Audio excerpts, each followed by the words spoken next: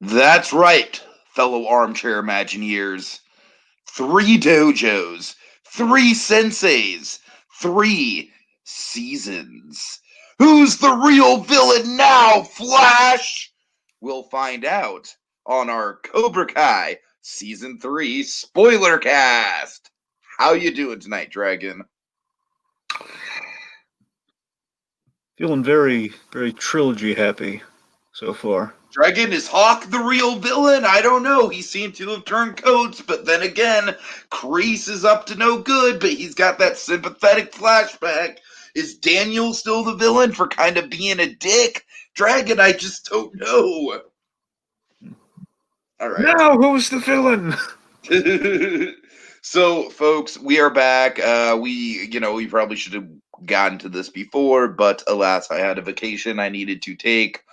And now we are back talking Cobra Kai Season 3, the spoiler cast. Welcome, Donovan. Rumor has it that Season 4 will already be released by the end of this year.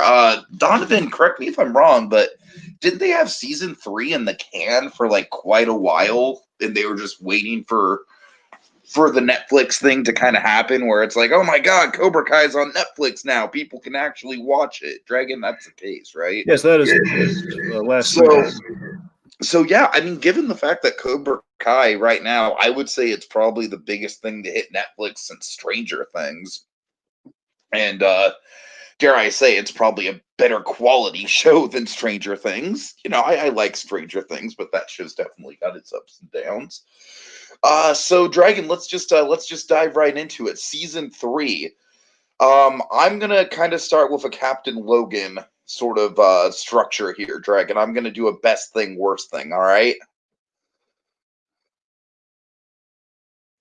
All right. You ready? Best thing, worst thing for me.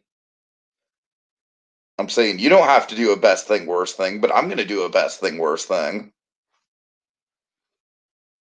I'm waiting for a verbal approval, Dragon. Wow.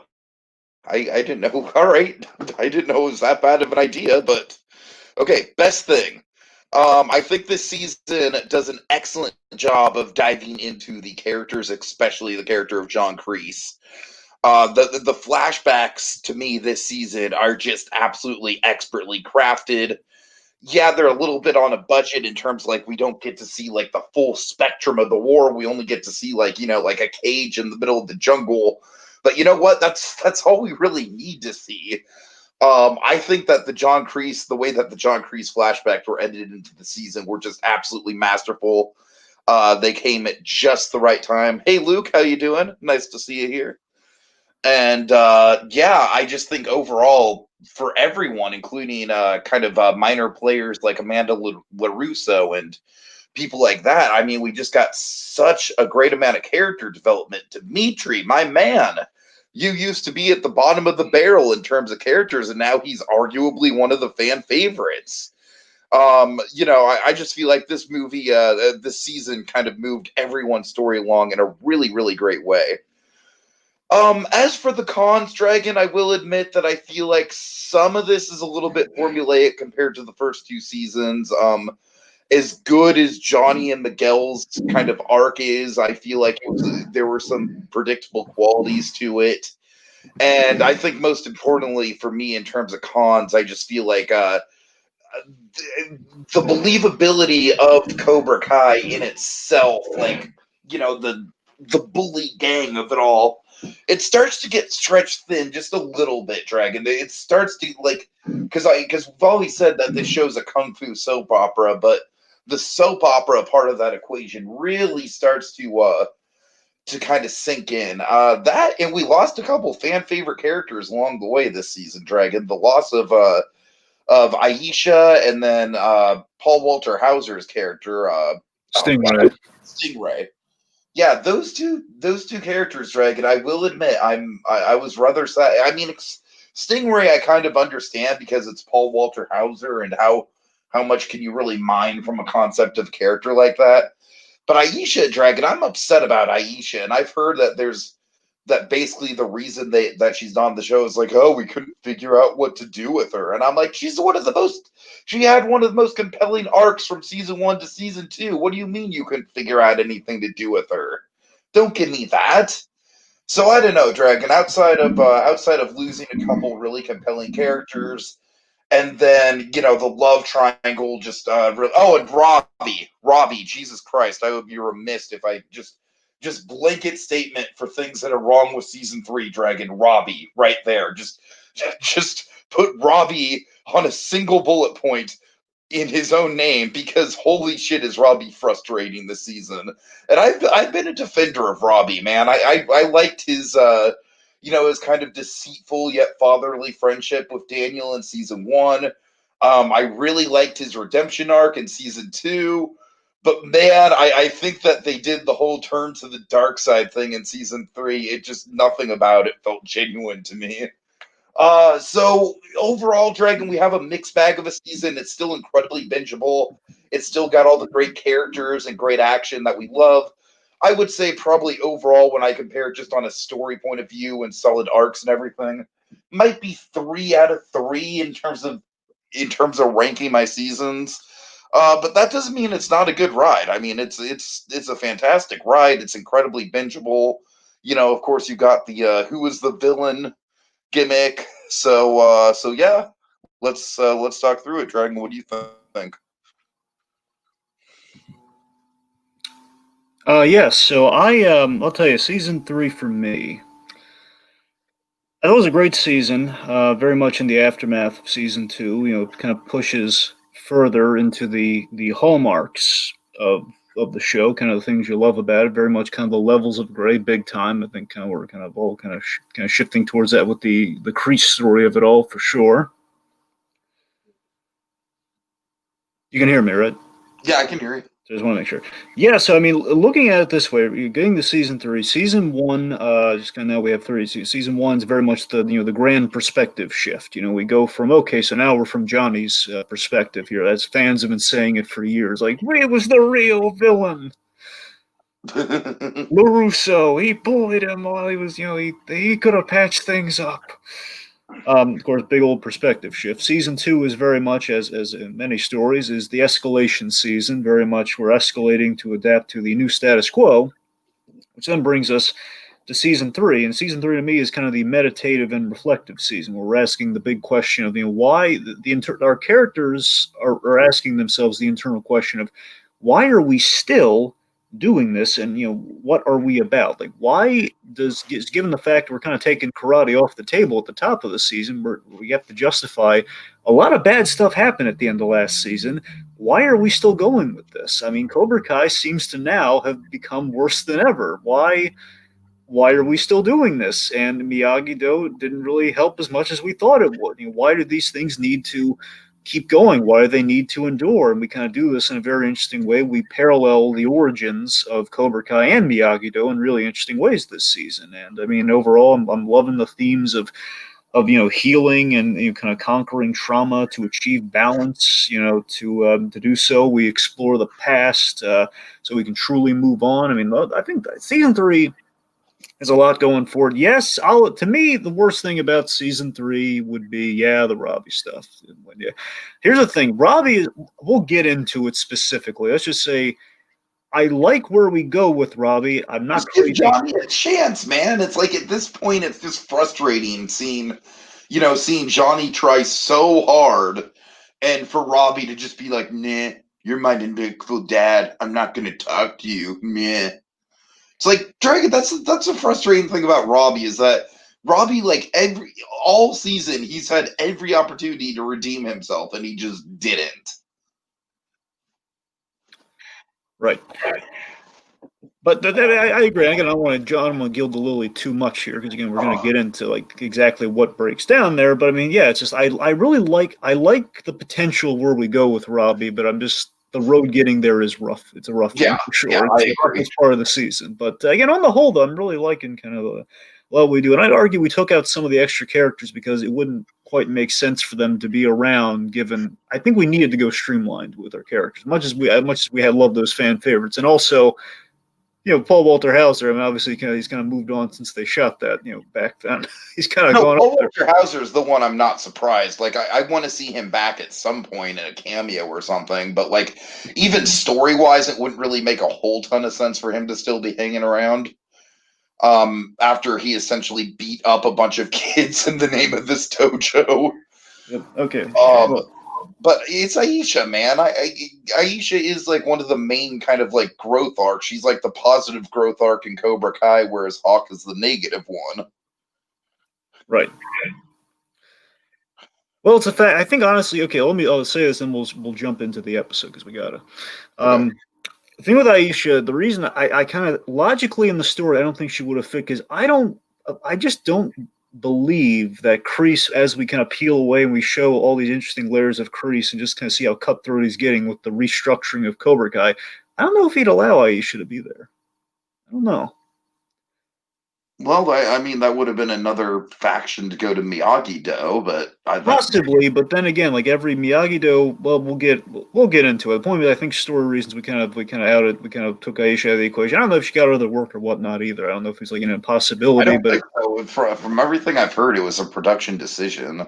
again, I think because the way it kind of breaks down all of our Miyagi-Do, or well, our Miyagi-Do people are reunited with their former, Cobra Kai buddies because they were all let go from the place, and Aisha didn't.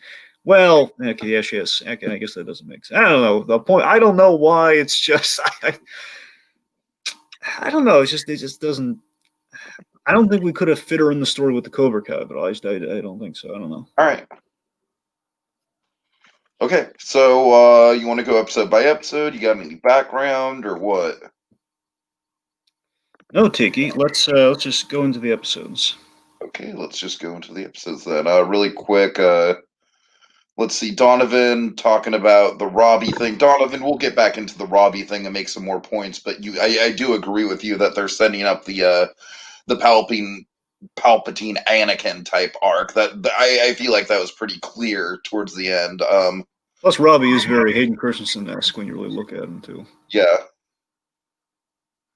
Let's see. I really wanted season 3 to end with all the characters, including Robbie, uniting against Kreese. Well, you almost got that. I mean, really, who's on Kreese's side now? It's like we got Robbie, we've got uh, freaking what's her name, the bully character, Tori, and then we've got like the generic bullies, the freaking Zach from 13 Reasons Why look alike. Oh, come on, that's really reductive, Tiki. I mean, Kyler. We have Kyler, who was the main bully from the start of the first season. But that's about it, right? Like those are all the named characters that are still with Cobra Kai. Yeah, those are the named characters, and again, remind you, one of them is kind of a new add-on to Cobra Kai, being the de facto bully jock. So I mean, him and Tori, and now Robbie. So yeah.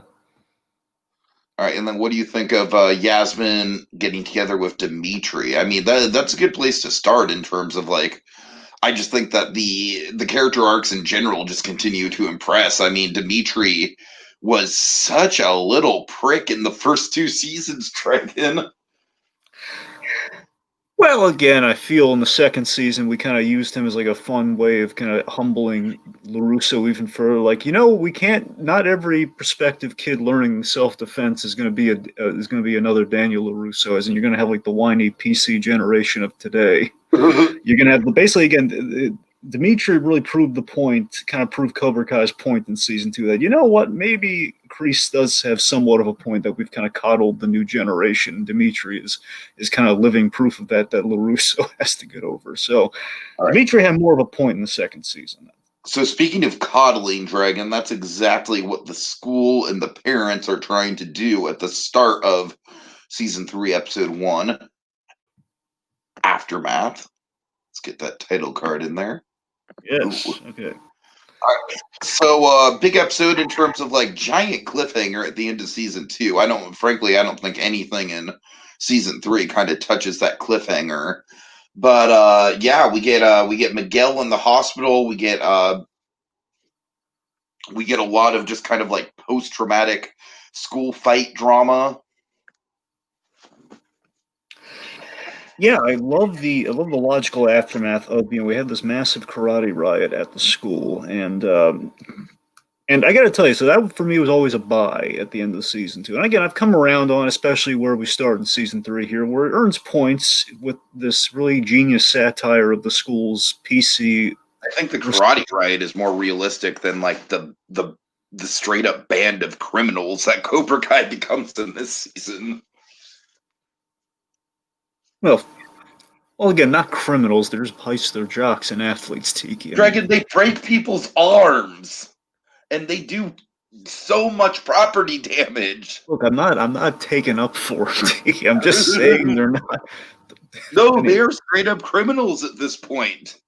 Folks in the comments, tell me if I'm wrong, please. Kreese is okay. What I'm saying is Kreese turned them into criminals. Yeah, okay, yeah, sure, but at this point they're like little Oliver Twist hooligans for the most part.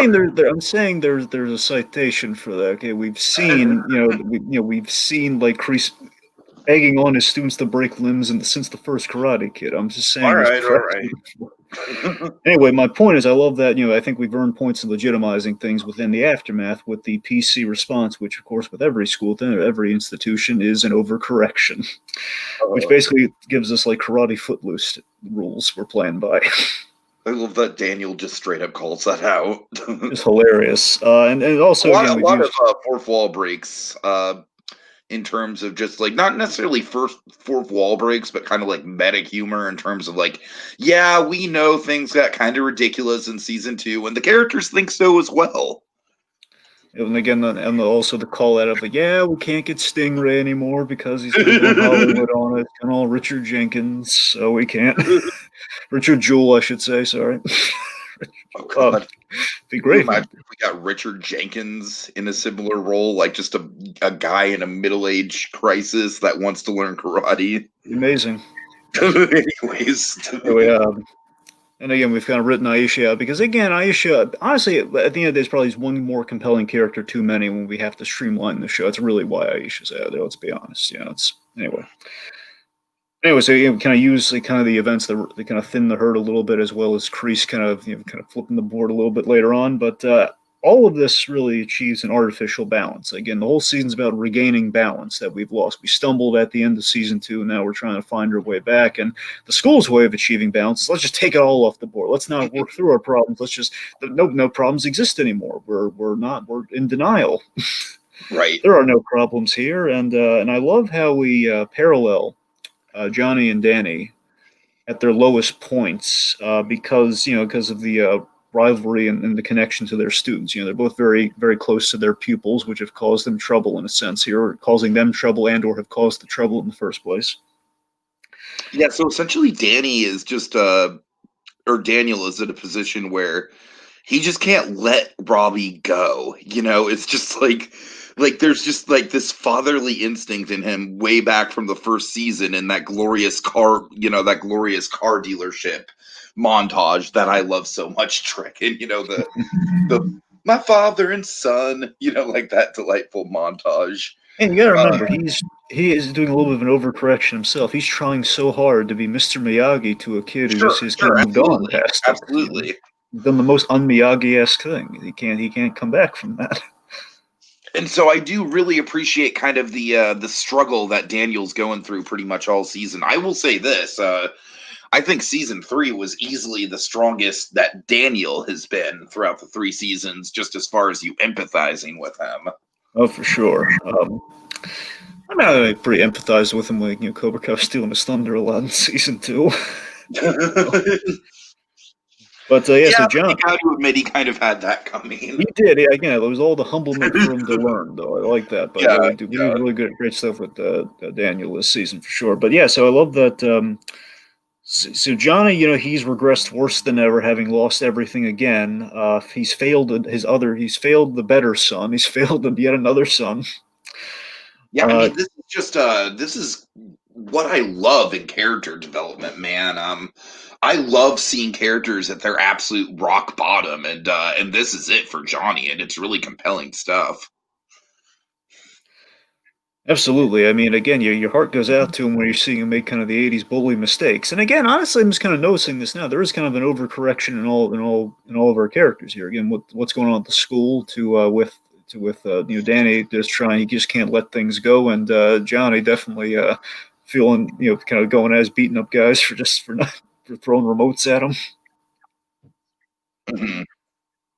Yeah, and of course, on the flip side of Right. the downward spiral again, LaRusso's just the name of LaRusso's is completely in the mud now, thanks to the PTA and the and I Valley. always didn't think we went far enough with the whole you know, like the whitewashing kind of like, the whole idea that people would be offended over Daniel teaching karate in season 2. I always feel like we didn't really go far enough with that concept, and so it's good to see Daniel continue to get repercussions.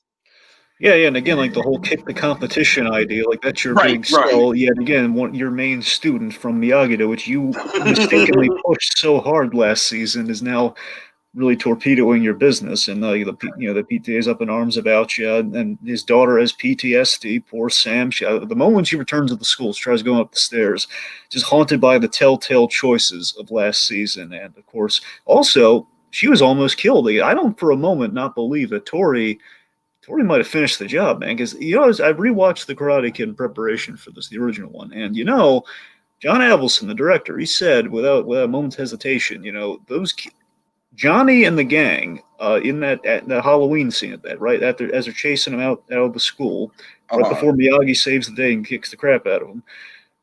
They were possibly going to kill Daniel LaRusso in that scene because they were going to go too far because of Kreese's teaching. So you see, my God, I mean, there's a possibility Sam was going to die in that scene, like no mercy with the little brass knuckle bracelet thingy. Can we also address in the LaRusso storyline, Dragon? Louis is back, and he's hilarious this time. Yes, he is. Yes, he is. Louis, I thought in season 1 was just kind of a prick. He's just like playing all those pranks on Robbie and kind of setting Robbie back. But man, Louis in season 3 is just an altogether different animal, Dragon. I feel like he's had an evolution in the same way that Dimitri's had an evolution, where it's like he's gone from just like this dumb kind of jock character to a guy who's still a dumb jock, but you see the layers of family and ethics and heart on him throughout season 3. So Yeah, I we're really adding layers. appreciate that. And of course, we have one amazing moment with him and Anoush later on in the season that we'll get to. We do, we do. Okay, so big thing we tease up because this is going to come back big time by the end. Kreese and Larusso. So Kreese, he's been aching. I just love that we've been building to this for seasons now. That John Kreese has wanted to kick the crap out of Daniel LaRusso himself for the entire franchise, but legally he was never able to do it. And now years have passed. Daniel Russo, he's a grown man now. He could get away with it. But I love that this whole season is basically the big payoff to that, where he's just waiting for LaRusso to kind of break his Miyagi-Do code and strike first. The moment he strikes first, he starts the fight. Then he can then get his revenge. And I love how confident he is that you're going to come back here and we're going to fight. He's going to fight the boy that took everything away from him. I just love that. uh, Yep. Yeah. And uh, also, yeah. Donovan's mentioning Amanda this season was just awesome. Total mom mode, but beast mom mode. I agree. Amanda has always been a character where it's like she could have very, very easily slid into that kind of like Skylar White disapproving wife, like, oh, why do you have to be teaching karate, Daniel? Why aren't you focused on your business, Daniel? You know what I mean? And while she is that a little bit in season 2, I feel like her more primary goal is to just kind of like be the mediator between the two warring factions and just kind of like, all right, kids, play nice. You got a bigger bully that you need to contend with. And I don't think anything says that more than the car conversation that Johnny and Amanda have. Absolutely. I'm sorry, Dreg. We're kind of jumping all over the episodes here. That's my bad. Yes. Anyway, so Johnny and Daniel, by the end of the episode, they're teaming up to find Robbie. Which also I love that we'd have a build up here where Miguel, just in case we don't gloss over this, Miguel was in a coma, by the way. He's in a coma, not looking good for him. But again, Sensei kind of sneaks in again through takes a lot of damage to his own head, by the way. Like he's bashing his head on like paper towel dispensers and everything just to get an excuse to get in there, which is endearing.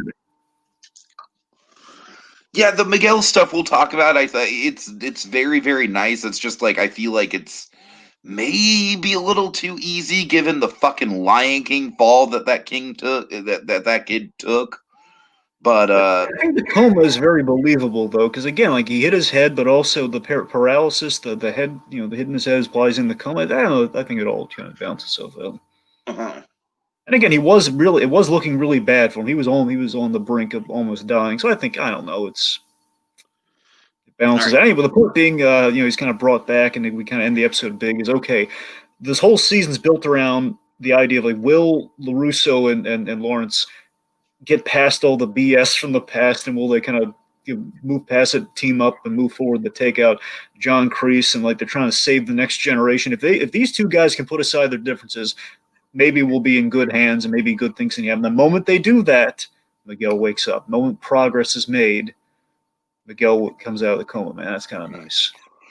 All right, so let's see. We have episode 2, Nature versus Nurture. This is the big Find Yeah. Robbie episode, right? Well, I mean, yeah, but it's also more importantly, it's the big John Kreese episode. Oh yeah, right. Okay, so let's obviously talk about that. I think that flashback was just so perfectly set up. We think that we're kind of putting the pieces together. Like, all right, this is kind of like the John Kreese timeline. It's way back in the past. The only character who's this old who would fit into this timeline would be John Kreese. And we see this bully character who's obviously just very braggadocious with a woman, just a major tough talk and meathead. And we barely even pay attention to the sad sack janitor server guy who's being abused by this guy. And then, oh boy, the tables are turned, Dragon, and I geeked the fuck out. I geeked the hell out. I realized what they were doing. I kind of, at that moment, I kind of made the prediction that that wasn't going to be the last time that we saw Kreese in flashback form, because that felt like it was just a taste. So I kind of knew that we were going to go, all season with these flashbacks, and it was pretty damn gratifying, Dragon. I think the flashbacks in season 3 are by far like one of the best directing choices that they've made in 3 seasons. Yeah, so the flashback story this season, it's done in 3 parts, which I thought was a really good move. We kind of have 3 really flashback episodes. This is the main one, which I think is probably the most important given that genius misdirect. Mm-hmm. Which, makes that misdirect even better. I'm going to correct. Someone pointed this out in the comments. They got a little bit wrong. I'm going to correct this. I double checked just to be sure. So the jock, the fake Kreese, if you will, the misdirect Kreese, that is Martin Cove's real life son. Oh, okay. So they got John Kreese's son to be the young, what we think. So again, I want to be clear, not the actual young John Kreese, the fake misdirect. And by the way, my favorite thing about the misdirect too, because again, I love the symbolism of the car and how that continues here, especially Johnny kind of finding his way back in something more humble with like the #93 Caravan. I love that we have Miyagi's car, and we have, again, I'm not thinking, 100%, I'm with you. I'm thinking, okay, it's John Kreese is like a jock. He's like piece of crap, like Ford. Like, he thinks it's a wimpy car. Of course, he wouldn't have any respect for the classy Ford like Miyagi would, because it's exactly Mr. Miyagi's car. The thing, it's the most emotional moment in the entire Karate Kid movie. He just insults it. Like, this has to be John Kreese. Mm-hmm. So just brilliant. Now, what's really great about the whole flashback of it all too is that we use the flashback to show John Kreese has layers, which, I mean, we kind of did very briefly at the top of season 2. Remember, roughly the top of season 2, we showed that Kreese, he was kind of a homeless vet these days. Yeah. That's kind of the most we kind of gave him, is that basically we kind of showed sympathy for the the guy who's stuck in the Karate Kid franchise by 3. Just like kind of come up with like faking his death, coming up with schemes. That's about it. That's all he's got. But just showing that this is a guy who absolutely, he had a softer side. This is a guy who started off kind of in a Daniel LaRusso sense. He had the thing that really touched me about the flashback story is that he had a sick mother. The idea is she killed herself. She was mentally, she was sick. We have that great scene between him and Tori where he says, like, my mother's sick. Did she get better? Well, she wasn't that kind of sick, and we didn't know it. We didn't know it at the time. Which, of course, this is why the episode's called Nature versus Nurture, by the way, because the question is John Kreese doomed to become his mother, or are the situations that we see unfold in the flashbacks this season the nature, so to speak, that turned him into the John Kreese we know now? Mhm. Which is very, very fascinating stuff. Really, really interesting stuff. The idea is more in common with LaRusso than he does Johnny Lawrence. Is a very interesting idea. And again, blending our three sides together and interesting combinations. It's good stuff. And again, Kreese absolutely. I have this haunting line at the end of the episode with him: is that I'm going to come back a hero. And don't you feel a giant swell of pity for him in that moment? Like, oh yeah, I feel a lot of pity for him. Like honestly, kind of throughout the season.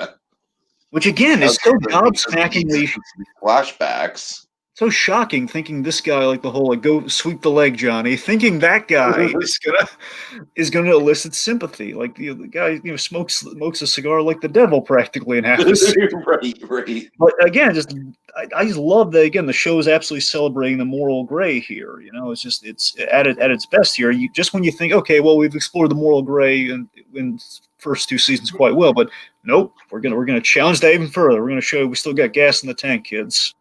And I love that he sees himself as a hero sticking up for women as how he meets the love of his life, and he thinks he's educating the children, and that's why he's pushing him so hard. He does want to educate the next generation. He wants to make them into what he wasn't at the time. So again, he views himself at like all the great villains, like the quote Stanley, the most interesting villains view themselves as the hero of their own stories. We're getting some interesting Last Airbender parallels here, where they're saying that John Kreese is sort of the Fire Lord Ozai to Tori's Azula type character. Yeah, what did you think? What do you feel? Sorry, how do you feel about Tori? Tori, I feel like, is a character where we went some ways in season 2 or in season 3 to humanize her, but by the same time, I think that she was a little bit too much on kind of like, they were basically making her a female Hawk, right? Like they were basically making her like the reckless kind of like unstoppable force on Cobra Kai, and I don't know. In that regard, Dragon, I don't quite think we got enough when it comes to Tori and sympathizing and humanizing her, because I do still think very much she's an over the top villain. But I think season 4, potentially we could see a lot more with her. I'm seeing a lot of theories that she might be connected to Hilary Swank in some way. Who knows? Well, we haven't seen. We don't know. I don't think we know. I forget if we know Tori's last name or not, but I know I'm saying the sick mother possibly could be Hilary Swank if we're trying to draw that connection. Right. That's something I'm not sure about. But I mean, here's the thing, though. Tori was more like, I mean, I know it's on the nose, but she's felt more like kind of the Cobra Kai version of Samantha LaRusso, in that she was from the opposite end of the spectrum. She did not grow up with money. She did not necessarily, from what I can tell, she didn't grow up with a loving father and everything. From what we can tell, she's in quite desperate states. But she, again, the wonderful layer that we added to her throughout season 2 is that Sam kind of created Tori, though, which was so fascinating, because Tori was just trying to get by, and she was just kind of like she was basically like Danny in the fancy country club in the Karate Kid, where he kind of sneaks through the kitchen, he gets the spaghetti and everything on him, and he's just kind of sneaking into the elitists, and he's like, hey, he just shows up there, and she's accused of theft, which right. And Sam's kind of telltale choices kind of led toward just going crazy and insane, and just kind of seeking revenge, because thinking yet another person's counting me out, and she's taking everything away from me, including my boyfriend. So you understood where she was coming from. Basically, she was kind of a created villain because of the sins of the father angle, where LaRusso just sees Cobra Kai as the bad guy without seeing the gray until this season. Sure. So basically, it's kind of history repeating itself with the next generation. So it's kind of the curse that gets bared, and so creating another. I get maybe it created a Hawk, sure, but again, I don't know if she's going to find a way back though. Like Azula, I don't know if she's going to find a way back. I don't know. She's gotten pretty dark. Robbie's definitely going to be the ultimate redemption arc of the show, which, at this point, let's see if they can get back some of the goodwill that they kind of pissed away. Imagine if they did, though. Imagine if they redeemed Tori, but not Robbie. That'd be interesting. That'd be kind of like the Star Wars theory that, Kylo was going to get redeemed, but Rey was going to turn to the dark side, I don't know. I wouldn't expect anything to go as we think it might. I don't know.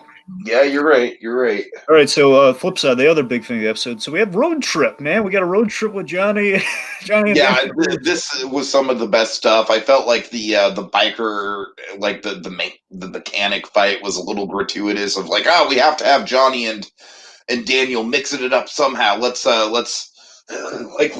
them in with a bunch of angry mechanics. But it was a fun fight, so I'm not gonna begrudge them for that.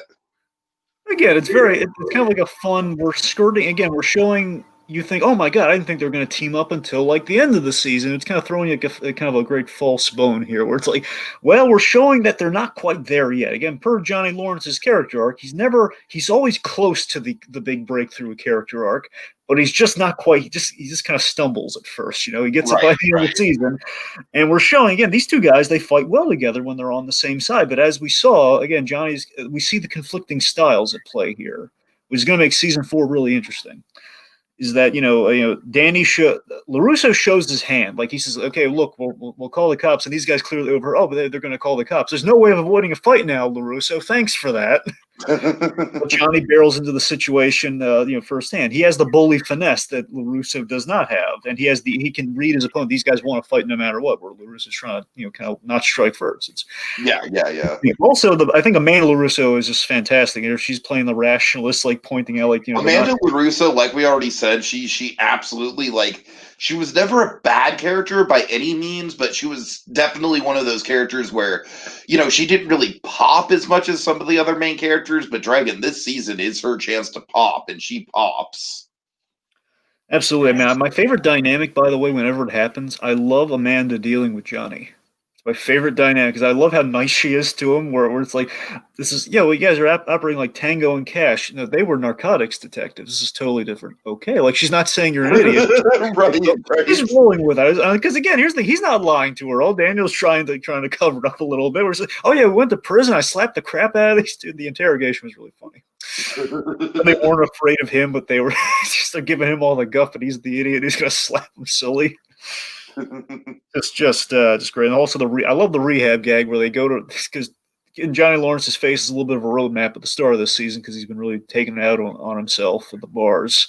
Just getting in the fights, everything. Hey, it's the first step. Hey, I'm not going to rehab. You know what? This is the one thing where I am on Robbie's side. I'm on Robbie's side in terms of feeling betrayed by Daniel. Yeah. The thing that I'm not on his side for, we'll break it down, is like, I understand that Johnny does screw him over the one time, but after the one time, I mean, the dude is like in there consistently trying to make amends. Absolutely, but yeah, that's the thing. I love how yet again we parallel them how they kind of interact with these surrogate son figures. This episode where again they have an opportunity to make it right, and they both kind of fail in the episode, and you feel bad for them. Where Daniel, as you said again, he oversteps yet again. Where Daniel, because he took the choice out of Robbie's hands. That was the mistake. He took the choice out of Robbie's hands with a little bit of the sanctimonious, like I know what's best for you. But again, he's not his father. He doesn't. Yeah, right.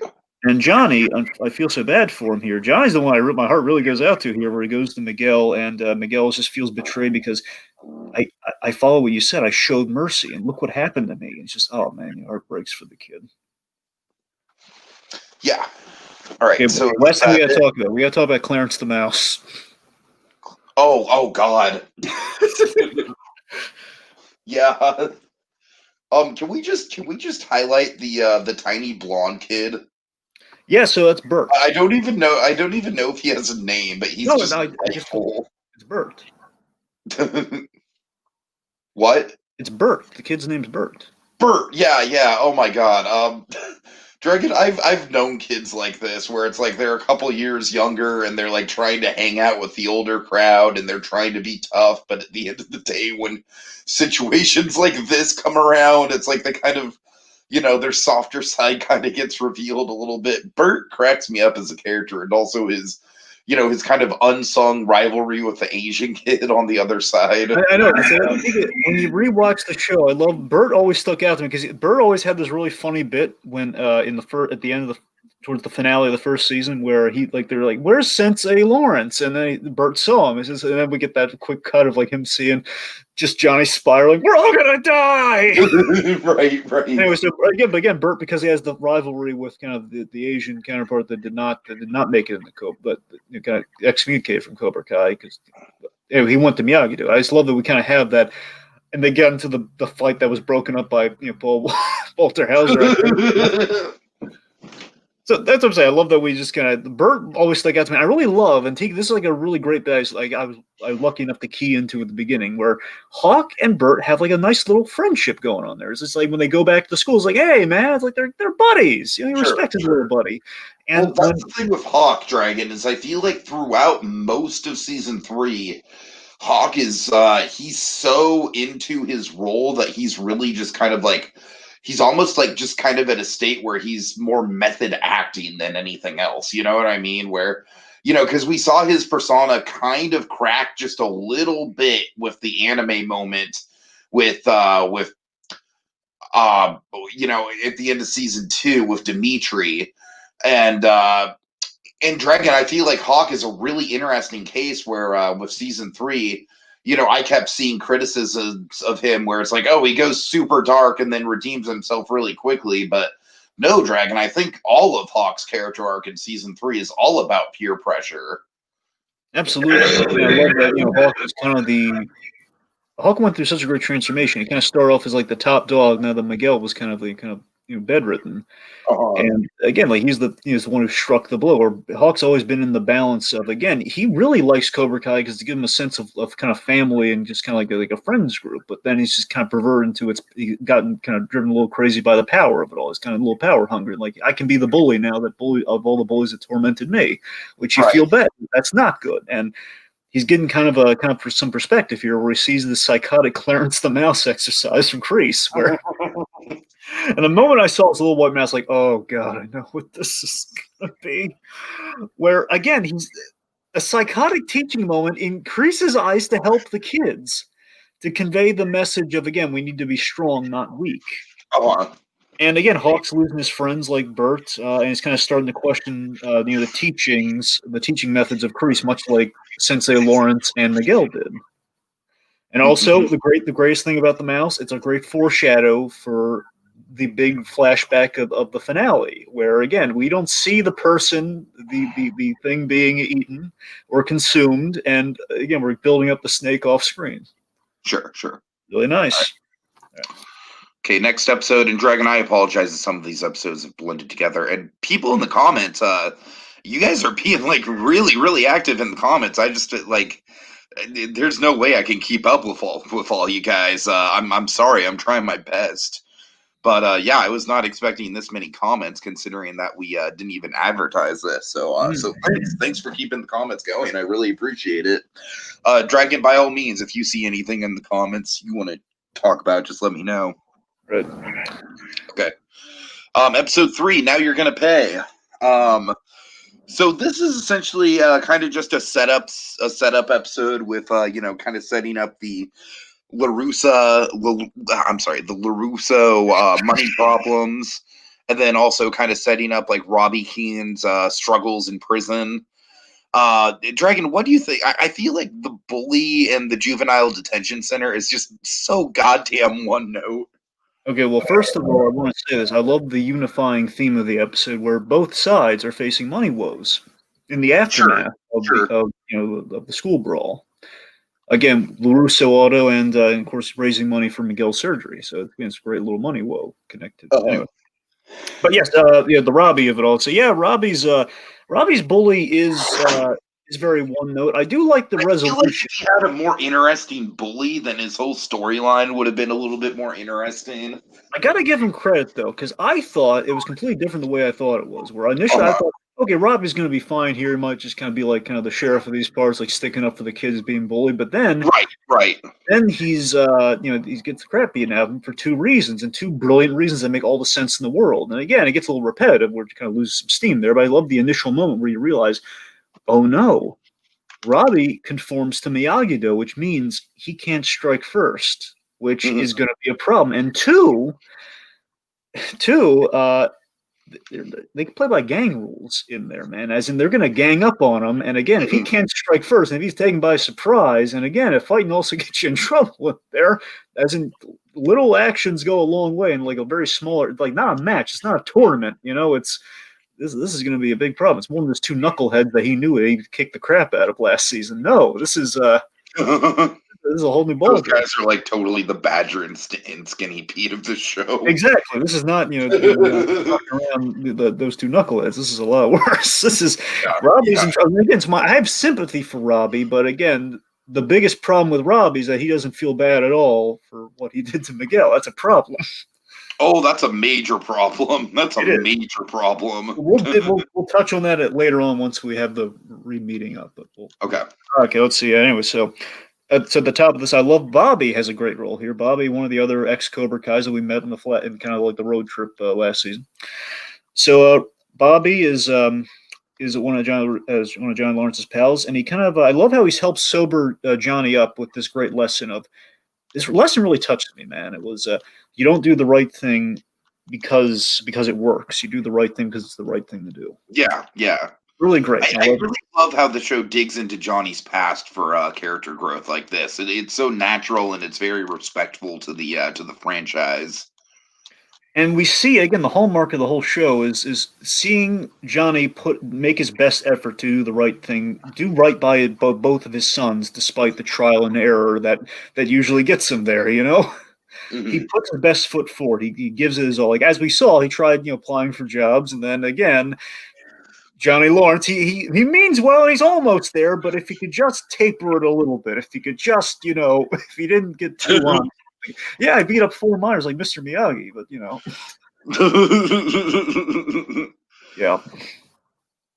That doesn't go real well. This is an interesting question from Chaos. He says, with Miguel being paralyzed, did it seem like Robbie might have caught up in terms of skill against Miguel? Well, they were they were pretty even. Just the difference was that Robbie was hurt during that fight. Yeah, I think it's honestly pretty even because I think Robbie spent like the majority of season 3 in defense mode, and then Miguel, of course, spent the majority of season 3 in recovery mode. So I feel like it's still pretty neck and neck, in my opinion, if I were to look at it objectively. Because remember, going forward, Robbie's going to be developing a new style. So interestingly, Robbie he'll know both styles. Mm-hmm. And Miguel again, he's been playing hurt this season, kind of like Daredevil season 3. I mean, he could end up being fantastic, but it took him a while to get there, and he's still got a long road to go. But he will also have the benefit of learning kind of from both styles, so it'll be interesting. He's got some catching up to do, though.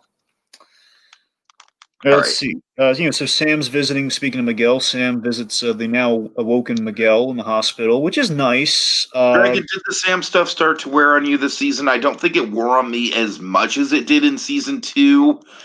But by the same token, I feel like by this point in the season, or by this point in the story, we should be like more or less over the love triangles, and we're really not. Well, I mean, I think we took Tori completely off the table here because Tori didn't visit in the hospital. Even she kind of started the whole fight. Again, not much of a. I like the women. We're not just taking the age-old, just kind of stereotypical thing where the women are the smartest characters. They always have to defer to the women in the show. Where in this case, Sam and Tori really screwed everything up last season.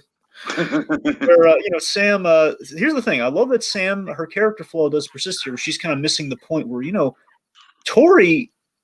Tori does have a bad situation, but you didn't help either, lady. Yeah. And she's missing the gray within the point here, much like her father. And again, I did like them. I like when they got back together, though. I like the whole kind of I was rooting for the two crazy kids. I don't know. I kind of liked it. The octopus has always been like a nice, symbol of their relationship to fall back on. Yeah, you occupy my thoughts. It's adorable. Yeah. We'll get to it later, but I do adore the moment where the student and the sensei meet, if you will. Certainly. So again, they're putting together a little car wash for them, and again the car theme continues. I like that. I do. And speaking of the car theme, the Russo auto. Wax on, wax off, motherfucker. Yes. So, Russo Auto. So this is a big story point. So Tom Cole, the boba prick from last season, that guy. I guess from the beginning, but mainly from season 1. I think all the Tom Cole stuff. The point being, Tom Cole, big prick. Along with his trusted assistant by this point, Anoush. We never get Anoush, you traitor! How could you? Oh, but we redeemed the Noosh. Good old. Oh, we do. But yeah, so he's essentially Tom Cole stolen the LaRusso's business from Dayona, which is it's like a Toyota kind of parody, being the idea. So Dayona, in it's life, like a mix between Toyota and the Daytona 500. Pretty much. Dayona is, in light of the aftermath, they're kind of severing ties. Again, this is not per se due to the whitewashing, but mainly because of the bad press due to the guy who's kind of, not whitewashing, the appropriation thing. Anyway, cultural appropriation. The point being, it's not looking good, and they want to sever ties from the bad press that Russo Auto is getting, and Tom Cole has kind of a forked tongue, so that's not helping either. So basically, he's kind of making an offer to buy the place, and then we get one of Ralph Macchio's finest scenes in the season, man. And I went back to the Karate Kid, and I learned that Ralph Macchio's favorite scene in the whole franchise is the big car scene, is the whole choose. He chooses the car, and you're the best friend I ever had. That was a real beautiful scene between the two of them because, as basically that whole scene kind of like set the foundation for what we see of, Daniel's reverence for Miyagi in the future, Yeah, because remember, Miyagi's wife died in childbirth, so literally Miyagi never had a family, and the Russos, that's kind of where we're going with things in the Russo story. And it's the fact that it was passing on a car to his son, essentially. That's what was so beautiful about that scene. And I love how Macchio kind of, it's a great question. Like, why does Macchio sell cars? And we have this beautiful reason for why, the significance of that scene from The Karate Kid. And it's just like, we get the old piece of advice: the man who works, man who work passion, richer than man who work for money. Of course, leads to Daniel with a little road plan. He's going to Japan. He's got a plan in Japan. Plan in Japan. All right. Japan. Cue the next episode. I think. Wait. Just make sure. Okay. Okay. One big thing, then we'll move on. Okay. So Johnny makes an impossible telltale choice when my heart goes out to him. I mean, stay and pray for Miguel, or be there for your own son. Jesus Christ. Robbie will remember this.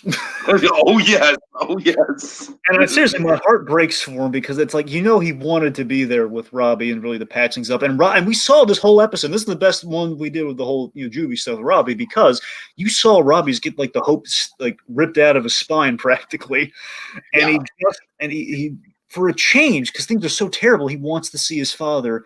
And he's not there because yet again he's. That is the justification I've seen for Robbie acting the way he does, and I'm not going to say that's wrong. I mean, I would certainly, it's realistic writing for sure. I just think the problem with Robbie is that by the end of the season, it just kind of comes a little bit repetitive. It's like, all right, Johnny messed up the one time, but you can clearly see he's trying to make amends for it. And again, the mission statement of the series, Tiki, Johnny Lawrence can't win. Mm-hmm. He can't win. That's the whole basis of the show, and we're trying to challenge that. And I love that we give these opportunities where the one time he doesn't answer Miguel's call, he ends up going off the railing. Right, exactly. The one time he chose his actual son, understandably, and the kid ends up in a hospital fighting for his life. Oh God. You feel horrible for him. All right, so that brings us to episode 4, The Right Path. All right, so this is the first of the 2 big China episodes, right? Well, no, 2 big Japan episodes. Japan, right, I'm sorry. Going to Okinawa. Mixing cultures here. All right, so I got to admit, I'm not familiar with characters like Chosen. I definitely need to watch the Karate Kid Part 2, because I assume that's where all these characters come from, and it just generally speaking, Dragon, you know me, I like a travel movie. So the idea of a Karate Kid 2 where they travel to Okinawa, that just sounds like a good time. It is. Karate Kid 2 is very underappreciated. Now, I want to be clear. I haven't seen it from start to finish, but I did a lot of research in the Karate Kid 2, and it looks really nice. Uh-huh. Again, it goes like it's different than it's not like there's no tournament at the end or anything. It's pretty again, Teak. What's so great about the show is even if you haven't seen the movie, this gives you a really good summation of what happens. Honestly, it really does. And then correct me if I'm wrong, but they kind of explored Karate Kid 3 a little bit with the whole was Karate Kid 3 where he goes to Cobra Kai? Yeah, well, yeah, we touched that in season 2. Yeah. Yeah. And So again, we it's should interesting to think that and again, Dragon, the big thing that everyone's kind of hyping up, I don't know, I've never seen so much hype for the next Karate Kid, Dragon. Yeah. No one has. Everyone's hyping up Hilary Swank. No one has. I know there's one character everyone's going to be on the edge of their seats to get to next season because we hype them. We'll get there. Uh-huh. So yeah, so this episode's The Right Path. Now, The Right Path, I love how it circles back to kind of this Miyagi teaching, and I love how very kind of ingrained it is in everything here. Yeah. Anyway, how basically like doing the right path is like investing in people. Essentially, is like that's kind of what helps you choose to do the right thing. It's about the people. I absolutely love the whole idea of Okinawa being just destroyed in Daniel's eyes, completely just gentrified, if you will. But then in the eyes of the Okinawa people, no, it's great. It's are you kidding me? We're not living in mud farms anymore. This is we're eating modern KFC and lapping it up, man. So many jobs. So this is something really cool, by the way. So what they did is they took the threat from Karate Kid 2, which essentially was Miyagi's old friend, who they mentioned, Mr. Sato, who's assumedly he's also passed by this time. Mr. Sato, who is Chosen's uncle, by the way. Every time Chosen mentions uncle, it's that guy, Mr. Sato. Uh-huh. He was trying to basically he controlled the land, and he was going to essentially sell it to modernize it. Presumably, that was essentially the idea. He was going to bulldoze the land. He wanted to challenge Miyagi to a fight, and that's kind of what the stakes were. Now that changed. Miyagi won him over, so they used to be friends. They fought over a woman, which again, kind of the stakes of the Karate Kid were battling over. It's two guys fighting over the lady. All right, more crossover here with Last Airbender Dragon. The kid who plays Miguel would make a good Sokka. He would, absolutely. I can totally see that. Yeah, at least he won't be a stick in the mud. Because when I think Sokka, oh yeah, I think stick in the mud. That's absolutely Sokka's character. Right. I'm sorry. Go ahead. Anyway, the point being, both of our characters here, they're looking for answers moving forward. So, again, Daniel turns to the past, which leads him to Okinawa again, which again leads to Tomi Village, but basically it's like, what if Tomi Village succumbed to the fate that it was threatened by in Karate Kid 2, but what if it wasn't all bad? Pretty much. It's everything's kind of been turned into a giant mall and everything, but they're fine with it. It's like, we're living in nicer houses. Basically, we turned our old village into a commodity, but this little village paid for better houses. We're all good. We're all quite happy. Which, importantly, leads us back to one of the best girlfriends from. I know Allie's hard to beat, but I'm saying sec out of the three. Kumiko. Kumiko, which was the girlfriend in Karate Kid 2. Back, and I gotta tell you, man. I love the move of bringing back the old girlfriends in this season, because they're very wonderful, and you kind of root for them to kind of rekindle something, but it's not right. I think they play that so great, Dragon, where it's just like your expectation is that it's going to go into a sort of a love triangle, especially when we get to the alley stuff, and then it's like they're like, no, we're adults here. We're adults in this situation. We're going to treat it like an adult. Like an adult scenario. Like, if you want the love triangle bullshit, watch the teenager side of the show. So I love that Kumiko, she's kind of like the fill-in for Mr. Miyagi in a sense. Like, she's like the closest tie that he has, and again, this is Miyagi's homeland. This is, that she became. I loved again. She too kind of became a sensei of sorts and becoming a dance teacher with a very kind of Miyagi-esque lesson for Daniel, which is again I love this lesson so much, Tiki. put good into the world, and good will come back to you. I just love the karmic lesson, which does pay off with the kind of Daniel story while he's in Okinawa here. And I love this too. Like again, very Miyagi-esque. She knows at the start when she re-meets with him there. Yeah, she knows what the solution is. Yeah. And she's teaching him like Miyagi would. And of course, the biggest thing she does in this episode, though, we got to talk about the letter. The letter. Oh yeah. I mean, it did it bring you to tears, Dragon? Oh my god! The moment he said this is the letter he wrote when the week he died, like oh my god! I'm sorry, Dre. I'm just gonna. Can we pump the brakes for just 1 second in this conversation to address something that's really fucking stupid, but unfortunately I feel like necessary? What? Okay, did you hear the recent quote-unquote controversy about this show? Oh, don't tell me there's a controversy. No. There's not enough Asians, Dragon. There's not an Asian lead. There's not an Asian lead, so therefore this show is terribly racist. It was never an Asian lead. Mr. Miyagi was supporting. To what I say to that is that for anyone who thinks the show isn't Asian enough, fuck you, karate, just assuming that all Asian people know karate is like a fucking stereotype in its own right, and you're perpetuating that. And B, I think that if Pat Morita were alive, Pat Morita would be all over the show. You know it. You fucking know it. When I did my deep dive in the Karate Kid, he's on the commentary, and he loves it with so hard. That's what I'm saying, Dragon.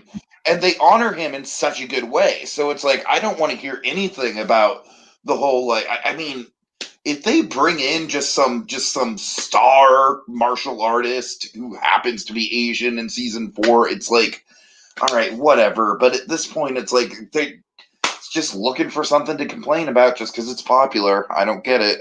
Right. Anyway, seriously, this letter is a powerful scene. I'm sure Pat Morita would be very proud of. Man, he'd be so proud of this scene. Just the fact that in the end, Mr. Miyagi. And of course, Kumiko very much kind of translating the letters, playing Machio's reactions. It's beautiful, and just seeing like him just go through this emotional kind of riveting reaction to the letter, like the last words from his great mentor and father figures. Him saying, basically, the idea that Mr. Miyagi found a replacement for the family that he lost, and the fact that he got to see his teachings passed down to LaRusso's. The fact that he was around for the birth of LaRusso's first child is really beautiful. Is that Sam LaRusso, that he saw the techniques being passed down to her. He got to see that. And then he in the letter, we convey the big episode title here, which is that people lead to the right path, not signs. People lead the right path, not signs. Just that, how is that not the most beautiful thing you ever heard? Any of those people they can go throw themselves off a bridge or something. Like, seriously, how are you not moved by that? And again, we go to Okinawa for 2 episodes. Come on. Yeah, I know. It's ridiculous. All right. Anyway. Anything else in this episode? Let's see. Okay, so the soup kitchen. So Johnny, again, he kind of fails. This is the most frustrating Robbie scene for me, just because, I feel like at this point, the effort is very clearly being put in. You know what I mean? It's like, I understand that Johnny let Robbie down before, but at this point, it's like, okay, he's here. He's ready to have a conversation. Fucking be an adult about it. Absolutely. Yeah, absolutely. It's just, that soup scene is a little difficult, man. Like, don't touch me, and the soup's falling. It's like, oh, come on. Fucking crazy. I'm glad we don't see this character all that much, but she pops up from time to time. The crazy homeless lady who seems to have some sort of sexual tension with Johnny that's not reciprocated. We hadn't brought her back since the first season, I think. Oh, which, by the way, we forgot to mention in the last episode. I'm just going to bring it up briefly here. Ed Asner returned. Oh, yes. And Ed Asner is just sinister as all hell in this show, Dragon. Yep, and I love that I stole a statue. He took the guff, and he just, again, he was. I don't know if there was any chance he was going to get a payoff, but I just love the fact that Johnny. I'm sorry. This is very accurate here. Luke says he spilled some soup, and Robbie's like, "I hate you so much." It's like sand all over the place. I hate you. All right. And again, he's making a good faith effort. And honestly, the soup scene, the big takeaways, this is where we're really good, is that he has no remorse for having kicked Miguel. Like, yeah, I stayed by the kid that you almost killed. And by the way, it's not even like. First of all, he never even taught him the whole no mercy thing. So, like, literally, you broke rank. You broke. If anyone should be angry, it should be Johnny in this scene. He's being very understanding. Like, your father figure, which you picked over me, by the way, but I'm going to let that right. You were living with secretly. Thanks for the heads up. That guy didn't listen to him either, and you killed my surrogate son. Oh God. It's just it's frustrating to watch. It is. I went into the season like the big thing I heard about this season is that Robbie was going to go kind of downhill, and so I was kind of expecting it. And then every Robbie scene I came upon, I was like, yeah, this isn't great. This isn't great. Anyway, so when this scene goes south, and I love the whole father angle that we've always had in the Cobra Kai series. I love that we go to the bar with Johnny kind of drinking his sorrows again. And again, we think he's on the road to recovery, and he's kind of had a setback here with his son. And we have his father figure within Kreese, who comes by. I love the tension in this scene, Tika. The tension's so great because we have the cop who shows up, and it's like it buys him like cops waiting on a sandwich or something at the bar. And he's got like a food or something. He has like 3 minutes for Kreese to make his play, and Kreese gives a piece of advice that Johnny then inverts and uses it to his favor. Johnny takes the negative from Kreese, which is I'll always be your teachers, and I'm always going to be the guy who traumatized you, but not the way Kreese sees it. Kreese sees as I tried to help you, basically pointing out you turned the kid soft. Look what happened to Diaz. And Johnny recontextualizes it to help Miguel, as in he needs to be a better sensei, which puts him on the healing path. Again, the right path, the healing path, episode title. Again, investing in the people, which leads to the path. And Kreese found a little loophole that Johnny said not to go near Miguel or his family, but he said nothing about Robbie. Right. Well, that's happening. We have another return. Chosen, man. Chosen's back. Very exciting, which transitions us into the next episode. Yeah, so I think the next episode is easily among my favorites. I love all the Chosen stuff. Dragon, oh my God, that honk moment. Okay, so here's what you should know about the Hong Kong. So this is kind of a big polarizing thing with the Karate Kid. If it's polarizing for people, I am very much on the positive side of the polarization, Dragon. No. I don't mean here. I don't mean how they use it in the season. I'm saying in the movie, it was very polarizing because people never liked the whole. Do you do all that and you end with a honk? It's like, okay, but here's the thing. I knew nothing about the original context for the honk. All I'm saying is that the way they use it here is just fucking priceless. See, what everyone forgets is that the honk, I like the honk. Here's why. Because, again, it bookends the movie. We open with Miyagi when he beats the crap out of Kreese and saves Johnny's life. He basically does the whole, looks like he's about to kill Kreese, but he does the honk. And then Daniel at the end, when he beats Chosen, he does the honk too, the echo. Okay. Which is nice, and the problem is, leading up to the big drum move, but remember we built up the drum thing later on? Yeah. The drum move is that basically it's a really cool move, but we shot it. They shot it really badly when they did that scene because they didn't show him do the full, do the move with his arms. So they just showed like the Chosen's getting hit, but we're not seeing what he's being hit with. And then he honks him. That's why people are really upset. Like, really? That's your big crane kick follow up? It's like you're just gonna honk? Yeah. I could see that. But again, contextually, mainly the way we bring it back here. This guy's been just so embittered by it, and he finally gets his pay. That's great. My point is, we redeemed the. I really like the characterization of this guy throughout the episode, where it's like, he's slowly kind of coming out of his shell, like.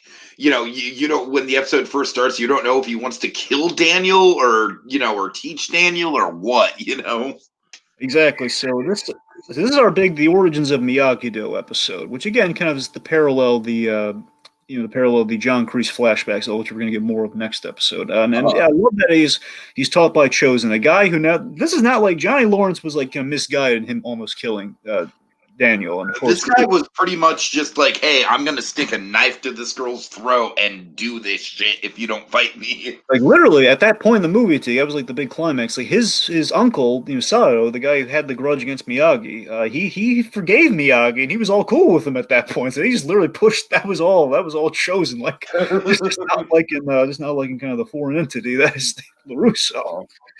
But Everyone in the chat is loving the honk. Just want to point that honk, I love the honk too, guys. The honk. The honk's great, and again, just the way we redeem the honk big time here. So the point of this whole episode, the point of Chosen to me, is that the goal of the episode is to get Daniel LaRusso over one of his biggest character flaws of the series, which is to get past his whole people don't change view, which is the reason he can't get past Johnny Lawrence. If he can get past this with the guy who tried to kill him, then certainly by the end of the season, he can get past it with Johnny. So it's just this hilarious idea of just this unconventional, this uncomfortable encounter with with Daniel and Chosen. But it's like what's more uncomfortable than his interactions with Johnny Lawrence, like when they have to do double dates and stuff. Well, Chosen, the guy who wanted to fight you to the death over someone. And I love how much like the double date thing, the Chosen thing literally starts with like the three of them in a room, and it's like Chosen, Daniel, and then the woman that they were fighting for the death for. I love how happy she is too, by the way. She's putting on So that's the thing. I love that we keep much like John Kreese, we found a way to give our 80s Karate Kid villains a lot of dimension. Oh, yeah. And that, again, Chosen, he was given life, essentially. He wanted, again, he'd like live or die, man. I'd be upset if they somehow found a way to like work Chosen into the main story. You mean like, if they have to have the martial arts Asian lead, I feel like that's the best way to do it. Yeah, certainly, and I love that, because his whole thing was that live or die, man, die. He wanted to die rather than live in defeat. But Daniel did not. They gave him they gave him the honk. Gave him the honk, which is obviously worse than death. But again, it made him live with himself and gave him perspective, which I love. As we reveal after he gets his little revenge with the honk, he's grown to a much better person. He's teaching kids karate. Sure. It's really nice, and he teaches him again. He teaches him about the roots of Miyagi-Do because he thought he knew everything. And we have this great, the whole Shempo backstory and everything, and we learn this great loophole. And this is honestly another eye-opening thing for LaRusso. He learns that there's a middle ground between the whole strike, never strike first mantra, the whole reactionary aspect of Miyagi-Do is that you can strike first under the right circumstance. In times of war, you basically pull the Avatar move. You pull like the whole, you take the bending away. You do the pressure point move. Yeah. All right. Great fight. Johnny on the mean flip side, he kind of botches the hibachi speech. Oh, God. Which is really funny, but I just love in the episode where we have this group actually going to Okinawa on one side and doing this really respectful thing. Johnny's just butchering it, and Miguel knows it. Like, yeah, man, he really is just completely... One, it's China, not... Man. Yeah, and he's just trying to get Miguel to walk again, and kind of leads to an interesting idea. What is the idea? What gets Miguel walking again? Well, what starts him on the walking path, more accurately? I love this. I love the, he basically just, Carmen's sort of voicing the concern of like, oh, he's staying inside, he's missing out on all the things that kids his age get to be a part of. And so Johnny just literally wheels him into this heavy rock concert. And just the toe tapping dragon. It's I feel like this is one of the more cathartic moments of the season. I love how realistic it is. It's like, because after this moment, we've still definitely got a long way to go with Miguel's rehabilitation, but it's a great first step. It's a great kind of like, Miguel looks down, sees his toe tapping, and he knows there's hope. He knows there's work to do, but he knows there's hope. It's fucking cathartic, I think. It's a beautiful moment. I love leading up to that, if anyone's afraid, like our old pal Joshua Thomas, afraid that Johnny Lawrence is going to be losing his edge the more evolved he gets, we still have moments that just show you he's still quintessentially Johnny Lawrence, where he hilariously has these misguided ways of motivating Miguel to walk again, like lighting him on fire. And then dangling the porn mag. Yeah, exactly. Which I gotta admit, I love that I kind of buy the logic of the fire. Where, okay, it's gonna like a fight or flight response within the leg. I kind of buy it. It's ridiculously dangerous, but you kind of buy it. And again, yeah, you're right. Of course, we continue with the father-son bonding with the whole like getting the 17-year-old kid to smile again. Now, the 17-year-olds who are not so lucky. So Miyagi-Do is being targeted by Cobra Kai in a big way. We have the laser tags. Is this the episode it happens? Okay, so we glazed over something in the last episode. This is where the laser tag thing ends. The idea last episode is that we saw that on the home front, Miyagi-Do is being targeted. We kind of have a karate war brewing at the school within the stupid BS PC, kind of guidelines where Right. I could rant, folks. We don't have time for it, but I love that we kind of call it out here with during that soccer game. How unproductive the teachers are when they're basically just like, all right, now this person has an issue with this person. We're going to put them in a room and we're going to have them resolve their differences. Just the whole like hugs not hits program, which is I've been through that bullshit before. It doesn't work. Again, I could rant on it too, but we don't have time. I don't know. One thing is like the whole hugs not hits program they have going here. I mean, for me, it's always the BS of basically what we see happen here. They get into a fight in the soccer game. They're very much taking shots. Sure, the gym teacher did nothing to stop this.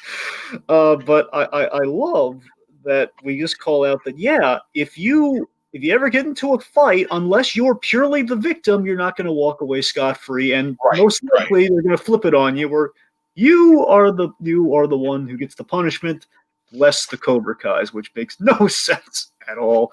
It makes no sense, but again, I have been there in my personal experience, so. And I love that we also, it's a nod to the Karate Kid with the whole soccer game where Daniel's just so PO'd after he's mixing it up with them. Hey, this school sucks, where his daughter's in. This school sucks, man. Anyway, so the things escalate, which leads to the laser tag trap. Basically, a psychotic trap that Cobra Kai has set for the Miyagi-Do students at the arcade, where basically this is the big moment, Tiki. Hawk makes a big. Yeah, and people are saying in the chat it's pretty much like a horror movie moment, and I agree with the mirrors and Sam kind of coming after, or Sam being pursued by Tori and all that. Sam kind of freezing in place, which again very relatable.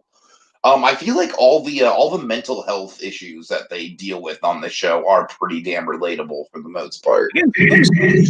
And fear of her abuser, who again did try to kill her, is really understandable, and I just love seeing like addressing that. And again, we tied it into the third Karate Kid in a big way. And so Dimitri getting his arm broken, one of the big kind of like character points in the season where you would think that it would kind of like push him back down to kind of like a level 0 fighter, you know what I mean?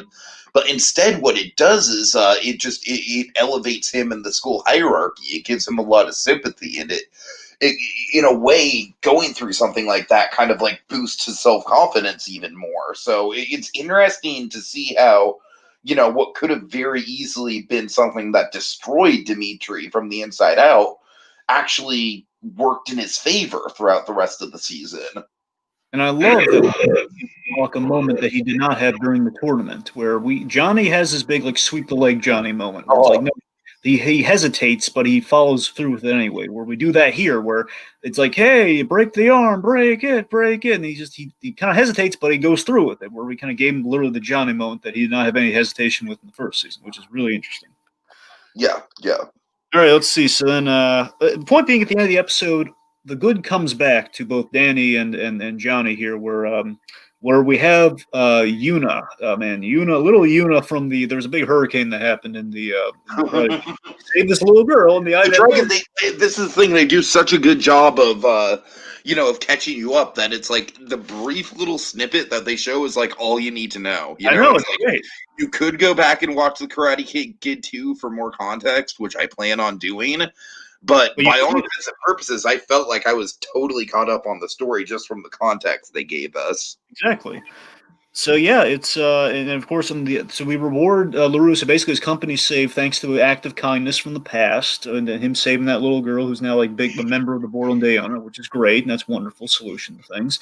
And on the flip side, Johnny, he's got the Facebook reunion with Allie going on. Allie is again a totem from the past has come back. Allie from the past has come back to him now, rewarding him for the good actions, getting Miguel to walk again. Things are coming up nice for Johnny for a change. Very nice. And we're linking our guys together. I always love when we link them together and we bring it all the way through the season.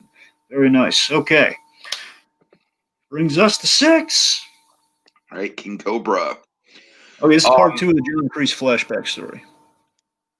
All right, so this is where we see him basically being shipped off to Vietnam, right? Yeah, this is where he's arrived in Vietnam. Yeah.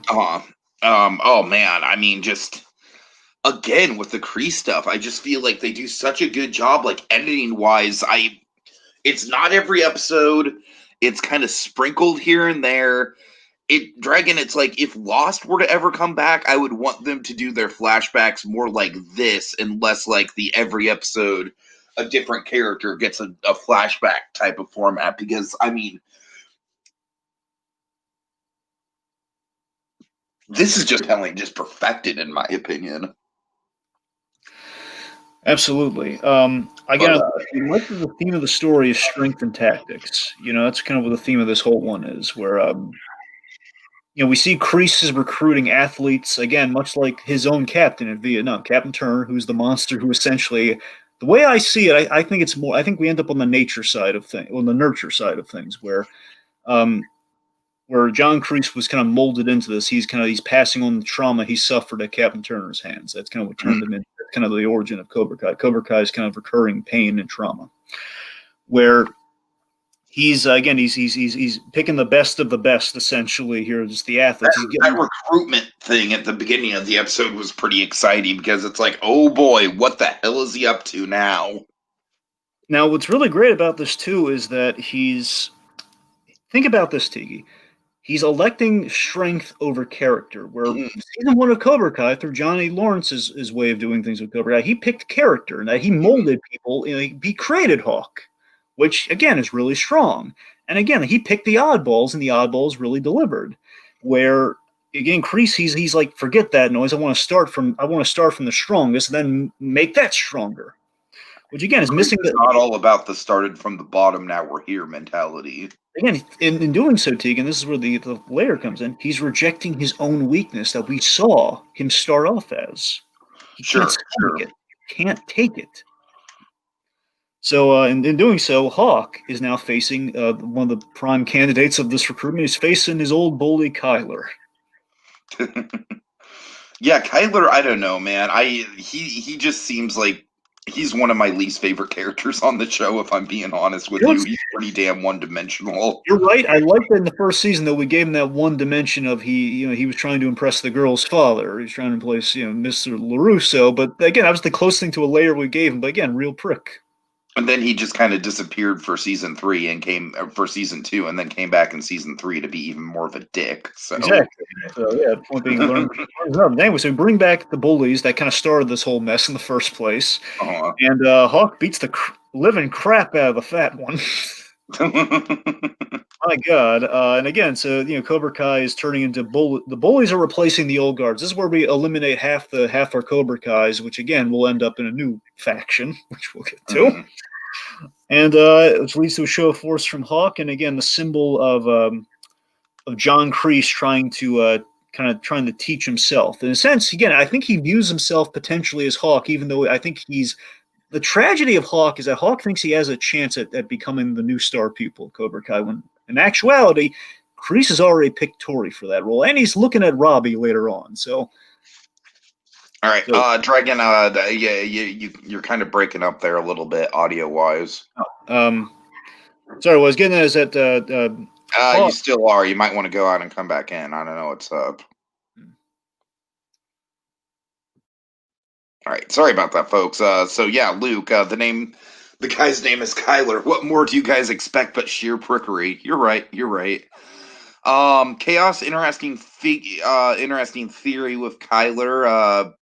joining Miyagi-Do. I think the reason why he didn't, at least this season, is because, kind of like I said, we need named characters on Kreese's side, and right now we really only have Tori, Robbie, and then I guess Kyler can be kind of like the main antagonist, whereas Tori arguably in the gray area. All right. Dragon, you there? Yes. Okay, you sound better. I don't know what was happening. Your voice sounded very robotic there for a second.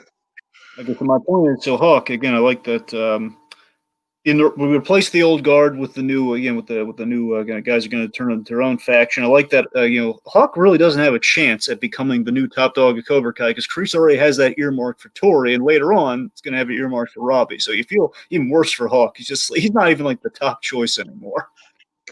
The thing I like about Hawk's story this season is I feel like Hawk kind of has that sort of like, that sort of arc of like realizing and honestly watching that Chris Stuckman video definitely kind of like this sort of storyline sticks out a little bit, make no mistake, but it's almost like Hawk's in the cult and he's realizing he's in the cult and he realizes that if he doesn't do something, he's just going to kind of get turned into the Borg, and he's not really going to have a place to advance. He's just going to kind of become another nameless face in this sort of like evil empire, if you will. Yeah. So, that's interesting for sure. Okay, let's see. So we have some fun shenanigans this episode with Johnny and Miguel, where they're they're getting into some shenanigans to impress Allie on Facebook with some pictures. Oh my god, this is great. And again, we have Dragon, I thought that the whole Johnny not understanding social media would get old, but just the way they write it, it really doesn't get old. It's on the internet. I mean, I feel like what they're doing so well is that they're like Johnny is kind of like grasping the internet at a realistic pace. You know what I mean? Yeah. Like he's not like Sir Cole from the night before Christmas, where he spends one day in front of Netflix and suddenly knows like all the modern vernacular. Right. But I love that. It's the fun idiotic charm of Johnny Lawrence. But again, I love how Miguel kind of calls him out on this at the end, where at the end of. By the end of things, where he kind of says, like, hey, you're trying to impress, you're trying to impress your girlfriend all the wrong ways here, man. Come on. All right. So let's see. I'm sorry. Real quick. The other thing too is that he also calls him out on what happens at the end of season 2. Basically, they're kind of really confronting each other the problems, and in kind of bringing up each other's faults here, we have big reveal. Miguel's He's walking again, man. He's standing on his own 2 feet.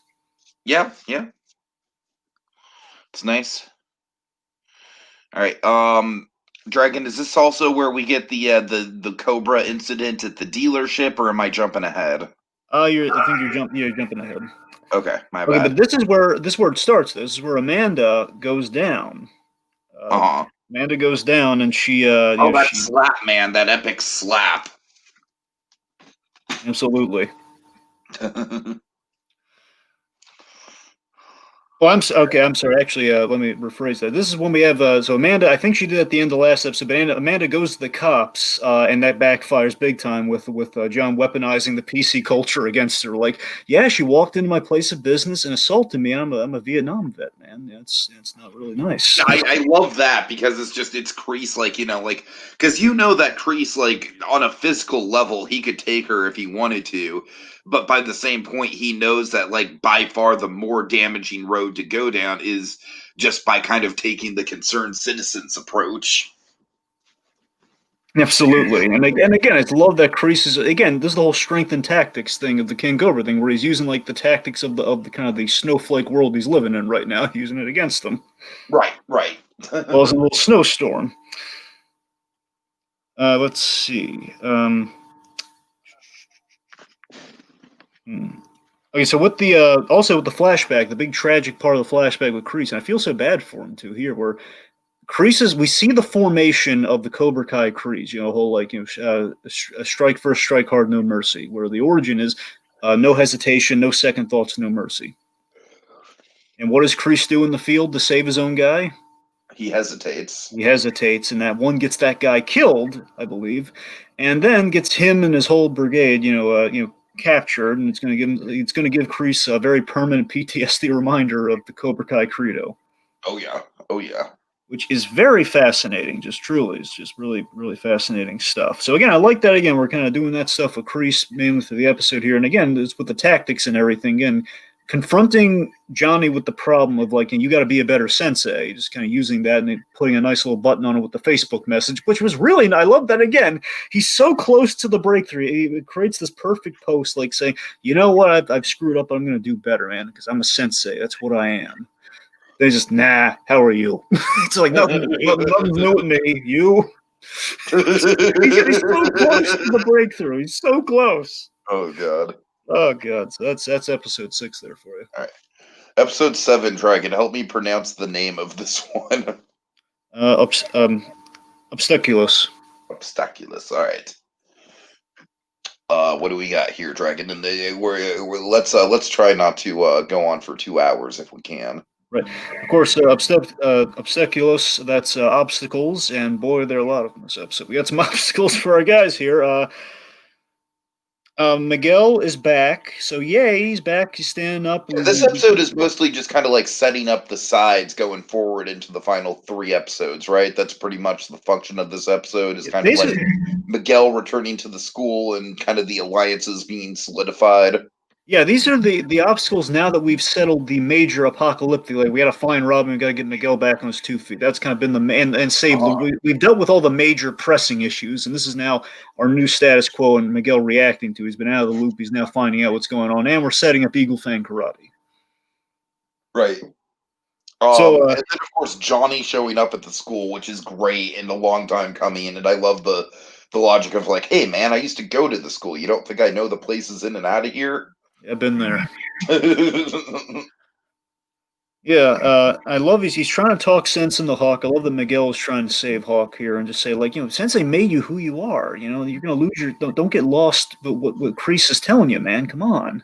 Mm-hmm. Join Eagle Fang Karate, and then of course, so the third dojo in the mix. This is pretty big. Now with the excommunicated Cobra Kai students and Miguel leading the charge here, and I love this. I just love seeing just Johnny looking for a new space, and it's not going well, so he ends up in the park, which makes sense. Like, yeah, if you kill, fresh air, I guess it'll work.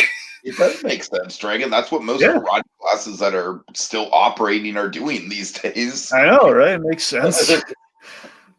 And we have the big moment where Kreese gives him like the last chance, like, okay, last chance to join here, and he turns him down. Oh yeah. All right, so pretty straightforward episode. Yeah, we also have just a little side note: Sam and Daniel go on a fishing trip, and basically a little nod to this is where we set up the whole Karate Kid 3 lesson of it all, the no fear lesson. Sure. Which is nice. The idea, basically, it's what you see. Third Karate Kid. Daniel's after having Daniel was really unlikable in Karate Kid 3. This suffice it to say. The point being, after hitting a low point, he's in the ring. Miyagi kind of tells him he can't surrender to fear. Finds the courage, and this is Sam. Oh, we got to talk about the opening of this one, Tiki. Sam's nightmare at the start of this thing. Oh my God! I mean, I don't have a lot to say about it, but yeah, it is pretty traumatic. Absolutely, my God! Again, we great foreshadow for the big face-off, and we've epitomized her fear so well. Proof that you shouldn't get involved romantically with multiple people at the same time. This dream is it. Boy, oh boy, is it! And so we then, I believe this is where we get the karate, to get the snakes in the dojo. By the way, I'm sorry, the snakes in the dealership is where we have the snakes in the dealership, where basically LaRusso is going to train Miyagi to protect themselves from the open season. I love the threat of the open season, by the way, where the open season has been a long time coming. It's been, it's like the threat that Kreese has always been teeing up. He's always been saying, go back to the original movie where the whole, like, if you don't show up at the All Valley, and if he loses, then it's open season on you and the kid. So the open season is here. There's no running away from it. Sure. Yeah, that's pretty much the episode. I might have botched the detail on that. I think I might have jumped the gun on one of those. We'll find out in the next episode. Also, Yasmin and Dimitri. I like redeeming the mean girl through Dimitri. I thought there was a really nice moment with those two. I like that relationship, honestly. Just to go back to, I believe, I do Donovan or too. I do someone too. brought And I it up think earlier. Dimitri just, I mean, like I said, I think Dimitri just generally speaking, is just a very, very good character. Like he has a very good arc. The first couple seasons you don't really get much out of him, but then he slowly just kind of like metamorphosizes himself. Right. Okay, Right. so that brings us to episode 8. Episode 8, The Good, the Bad, and the Badass, one of the best titles of the show, I think. This is where it gives us our names, kind of our main image of the episode, folks. I always love this shop. I love like the whole three senseis idea so much, and I love we start off like the split screen. They're all giving their big pep talk, kind of opening speech. We just intercut it with each other. Uh-uh. Yeah, this one's pretty straightforward. This is all about the appeal. Yeah, it's just kind of like the three factions kind of coming together, but not at the same time. They're mostly just kind of like they've got three different motivations for wanting this to get up and running, but by the same time, they're still very much on different sides of each other. So it's really interesting in that regard. Absolutely. I love how we use Eagle Fang, by the way, because now we have it set up. Which, by the way, just the idea. How do you feel about the name Eagle Fang Karate? I mean, I've heard worse. I've heard worse. Here's the thing: I could get behind the eagle, but the fact that it has, I just love that Johnny's just trying to rip off Cobra Kai as much as he can, because he can't beat how cool the snake idea is. So he's just like, okay, what if I gave it fangs? I can't just go Eagle Karate. No, it's got to be fangs. Right. Eagle Fang Karate. But I like that Eagle Fang exists as, again, a middle and a gray between the two dojos, which again is Johnny's whole shtick. He's the gray operating in between, and he's operating in a park. Which again has its handicaps. Like, no, don't use the water fountain. So a homeless guy using it for some Mickey stuff. Oh God. So Miguel, he's having trouble retraining, getting back his karate mojo after his body's atrophied from being in a coma for so long, and of course he's also recovering from a major surgery. So yeah, he's having some trouble there. But in the meantime, he is reconnecting with Sam, which is going to pay off in our big appeal scene. Sure. But yeah, that big appeal scene, that's the main thing we got to talk about here. So I love the situation. I love that there is a situation that brings our trio of senseis together to keep the tournament, which again, it's like the stakes are so small when you look at it from a cosmic sense. Like they want to, I love how small they are though. It's just, they want to keep the All Valley tournament going. We even have like the council person, not councilwoman, council person. The council person just like saying, I don't really get what the big deal is, but I mean, if you guys feel so strongly about it, it's just great. These three approaches. It's kind of like the running joke from Amanda LaRusso's point of view of like, oh, look at our two idiot husbands and their little karate war. But I love the three approaches in this scene too, where Kreese weaponizes PC culture again. It's like Daniel Russo's interrupting council lady. It's just like it's council person. I just love this. Is like she's calling him Captain Kreese. So she is so in his hand right now. It's so funny. Yeah. And then Amanda's making Daniel look really bad with the whole restraining order thing, and just like just yelling at him in full view. It's like she's. I mean, again, now Amanda gets why he seems so crazy. I love it. She's kind of sowing what she ruined. She's ruined what she sowed a little bit here. Mm-hmm. And then Johnny is evidence of the dangers of Cobra Kai, which is not helping get the All Valley back. So all three senseis are forced to sit down like kids. Like, hey, all three of you, sit down. Give us our money shot here. And thankfully, the kids save the day. Miguel and Sam, my God, they save it, don't they? Yeah, they tag team it for sure, verbally. And then we have the love triangle BS with Robbie. Yeah, the love triangle BS, man. It really is some BS. This is my least favorite Robbie moment of the season. I mean, first of all, Robbie comes in and he's like, "Oh, I see how it is," and I just want to say, like, yeah, Robbie, it is how it is. You kicked this kid off of a fucking stairwell and then it makes no sense, Dragon. It makes no sense why Robbie has to be so embittered by all this at this point. It's like it's kind of like a no shit Sherlock kind of moment, you know? It's like, yeah, Robbie, that's how social situations work. Yes, and he had every opportunity to email anyone back who's been responding to him and trying to get in Right, contact right. with him for days. I mean, yeah, you really cared about And this is Sam like there, didn't you, Robbie? not even taking into regards how silly the timing is. Yeah, yeah. Man, look, the timing. You figured he was going to show up there at some point. You figured, but I'm just saying at that exact moment, it's a buy for sure. But seriously, he feels no remorse whatsoever for like almost Again, killing Dragon, he Mufasa'd Miguel. Yes, and just nothing. Just nothing. It really is ridiculous. I feel like this, and he was going to fight with him again. Oh God. Okay. Luke makes a pretty pointed commentary here. Miguel and Sam exist together. Robbie, I hate them so much. And again, obviously, the main point of the love triangle is to evoke kind of the Karate Kid origins of it all, which I get. But again, when you do it like this not good. It's not going to play. It's I'm sorry. I do think it's interesting pairing him with Tori, though. I think that's ultimately where we're going to end up here. We're going to try pairing those two together in lieu of like a new relationship that hopefully, again, it's going to be a dangerous relationship, I'm sure, if they become a power couple. Again, going up against this power couple. Can be quite dangerous. But he ends up siding with Kreese, which is surprising. And we kind of glossed over this, but I believe it was like last episode or two where Robbie took Kreese's advice and it helped him inside. So again, he's adopting a new father figure because his advice actually helped him. But again, had he listened to the actual father, maybe even the father figure, I don't know. Maybe that would have helped too, but we'll never know because he doesn't answer the phone. All right, next up. Yes, next up, Feel the Night. All right, great episode. Great episode. Reintroduction to Allie. This is pretty much like, I, would it be fair to say this is an Allie centric episode, Dragon?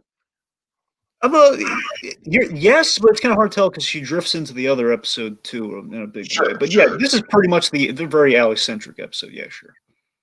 And I just think it's so goddamn life affirming for Johnny Dragon. And again, what I love about this is, they set it up. They set up that Carmen and him are on really good terms and that they're probably going to start going out together.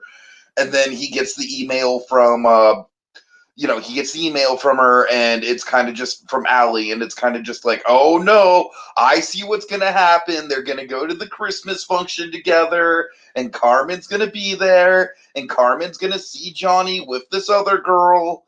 But Dragon, no, they don't even go close to going there. And I respect the show so much for that. They know when to pull in the reins on that kind of stuff. All right, a couple things just to wind back with here. One, it's Christmas time in the Valley. Yeah, no, absolutely, and I think next Christmas in July we should pick one of these episodes. Honestly, Yeah, probably. Let's see. So Allie's back. Of course, the wonderful Elizabeth Shue. Now, everyone's been really anticipating Elizabeth Shue's return, especially since the build-up at the end of season 2 with the whole message like "friended." Oh, she's coming. She's getting the boys, but she's you coming. hear that, Zuckerberg? She finally accepted his friend request. What about you, chump?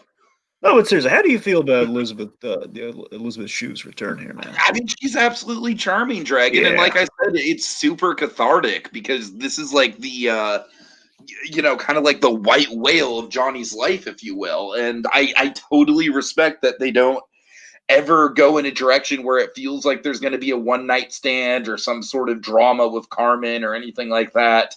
It's just two human beings who care about each other reconnecting. And that is just, it's so adult and so refreshing.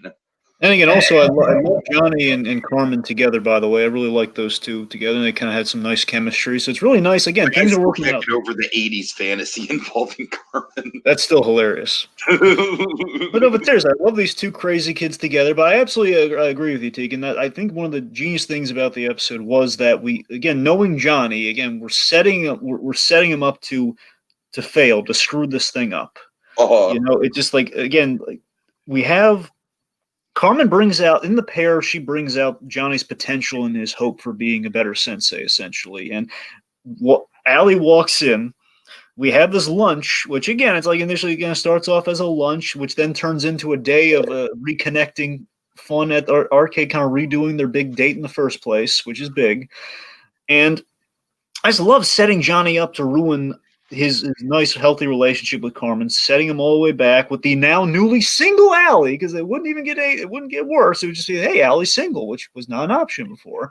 And Carmen's also a little open to, they don't know where they're going to go with the relationship, but still, you want Johnny to end up with Carmen. And the fact that he doesn't screw it up, the fact that he makes the grown-up choice, it's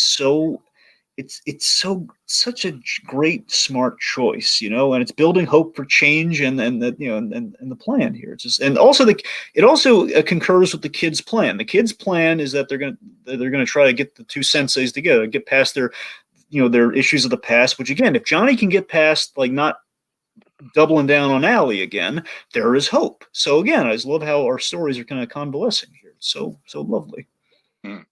Speaking of which, Sam and Miguel, they're head over heels. These two crazy kids, they're in the dojo. Yes, but I absolutely love Daniel finally getting to meet Miguel Dragon. Yeah. That moment was a long time coming. Yes, I've been waiting for this. Is the MVP scene, man?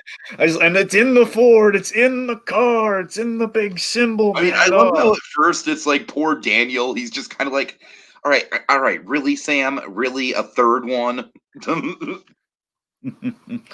But again, I love that he finally, again, after the trip to Okinawa, Daniel Russo's gotten over his roadblock. He's progressed as a character. He's learned the pinpoint technique. He's learned about the origins of Miyagi-Do. He's learned that there is a gray in the Miyagi-Do isn't all sunshine and rainbows. Miyagi-Do, it's implied. We don't get an answer, by the way. Miyagi-Do, going not just Miyagi himself, I'm saying going all the way back, like Shimpo and all those guys. They might have killed people during times of war, but as a line of defense. So again, there is a gray, as in there might be some darkness. Again, we showed a pressure point technique, so we don't know. Maybe they just used the pressure point technique, but he now knows. So he's now giving the kid an actual chance, and the kid puts his life in perspective, saying, I've heard it from his side. You've never heard Johnny's side. You always assume Johnny's wrong because that's the mindset you think of, where, what was with the hose? The hose has always been a fun point. Whenever you watch the Karate, it's like, he just should have let it go. He had to grab the hose. He had to instigate. He had to dump the water on Johnny's head and get chased. Right. He was egging on some of those beatings, man. He did. Daniel is a bit of a hothead, and he kind of gets that called out from this kid who he sees a little bit of himself in finally, which is it's so right, Yeah, absolutely. All right, so Robbie is stealing Hawk's Thunder with the big snake heist from the zoo. that was kind of a cool little heist scene. It was. It's the fact that then Kyler is such a dope. He forgot the single most important part of this. Kyler, I don't know what we're doing with Kyler, man. I don't know what we're doing with Kyler. That's the point, though, Tiki, is that Kreese is... I mean, it's like people are asking for Asian characters, and this is what we get. I mean, I don't know what to tell you people. Again, I love that. That's Kreese's point. This is the whole point with Kreese. He's going with strength before he's going with smart characters. Like, I want strength. I don't care if they're dumb. They'll follow my orders. It's like, well, still though, they can't handle themselves. And how are they going to think smart if they're not kicking at the little bonsai tree stand? This isn't thinking smart. This guy's forgetting the most key parts.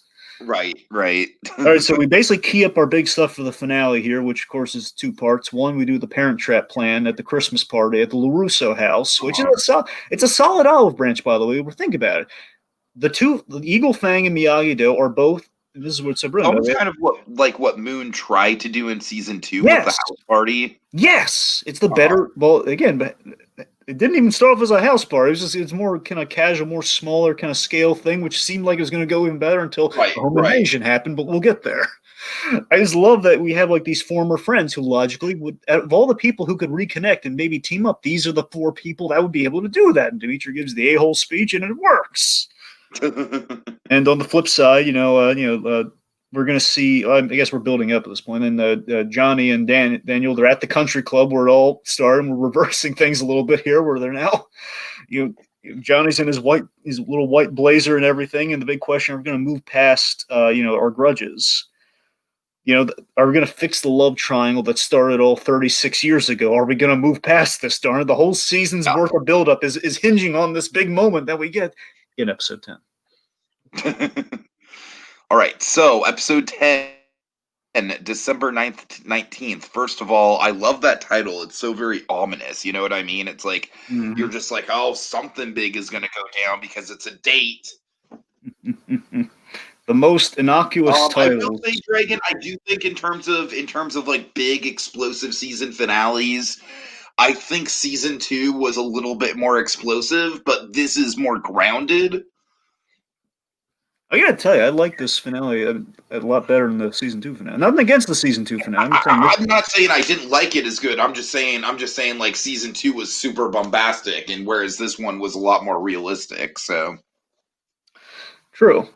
I'm amazed how much we got in this episode too, because again, we have like the big emotional kind of catharsis thing with with the love triangle, then which leads to just the amazing, just kind of like personal, fights going on. Oh my God, the Russo house, I hope has insurance. I really do. really quick, I think this is a funny line from Chaos. Meets Miguel, Daniel, never mind, Robbie who?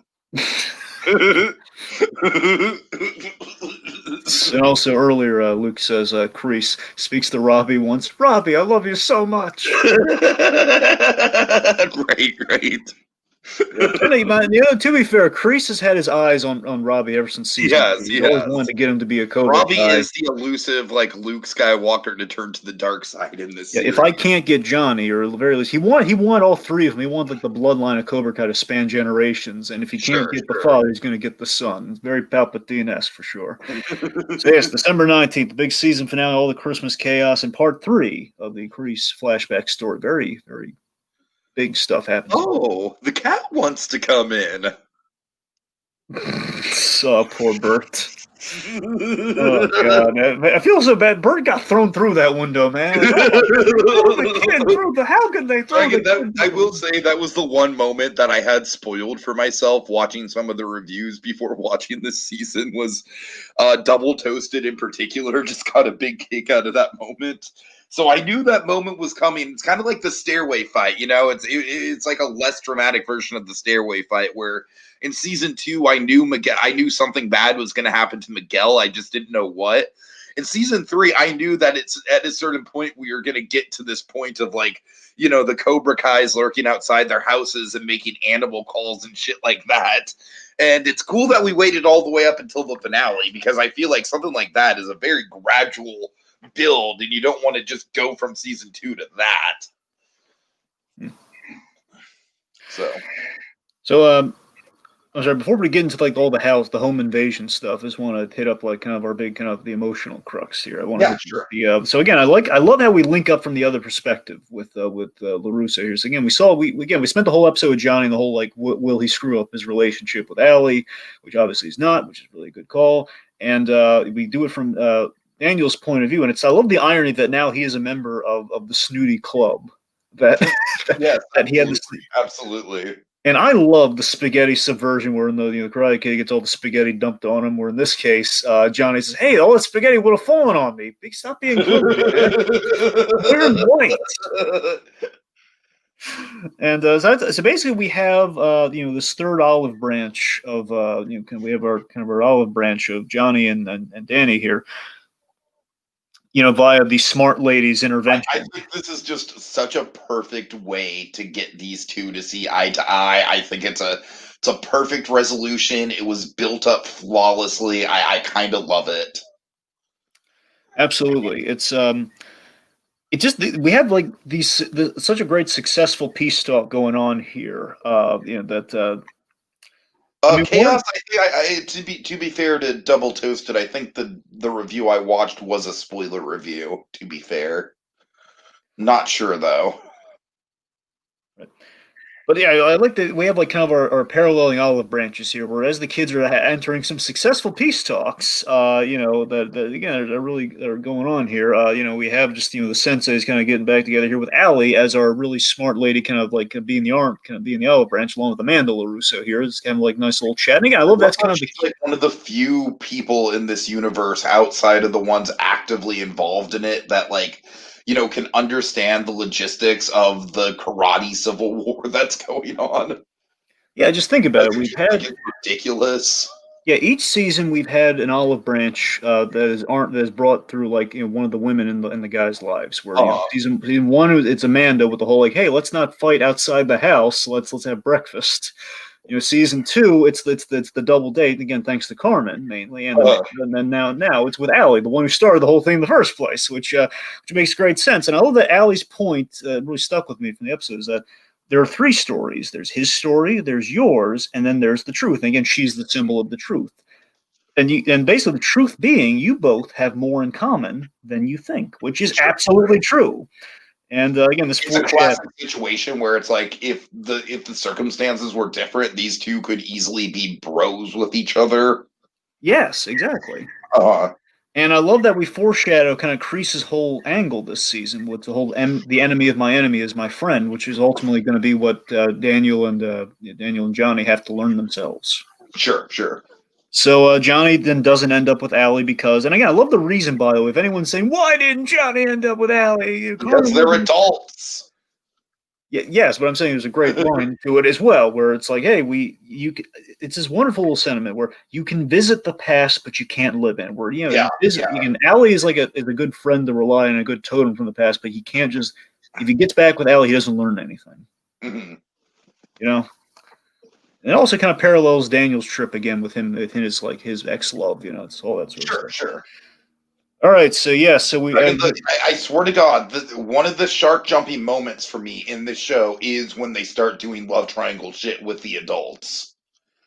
Like if we bring back Kumiko and Amanda's all jealous and and shit like that, then that's where I'm going to start drawing the line with this show. But we haven't hit that point yet at all.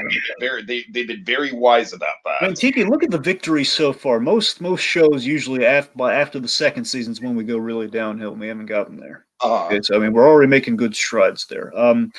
So let's see. I love this really civil moment where they're saying "Merry Christmas" to each other. Merry Christmas, Johnny. Merry Christmas, Russo. I mean, Daniel. It's like so nice. And of course it's such a great juxtaposition with what's going on with the LaRusso house.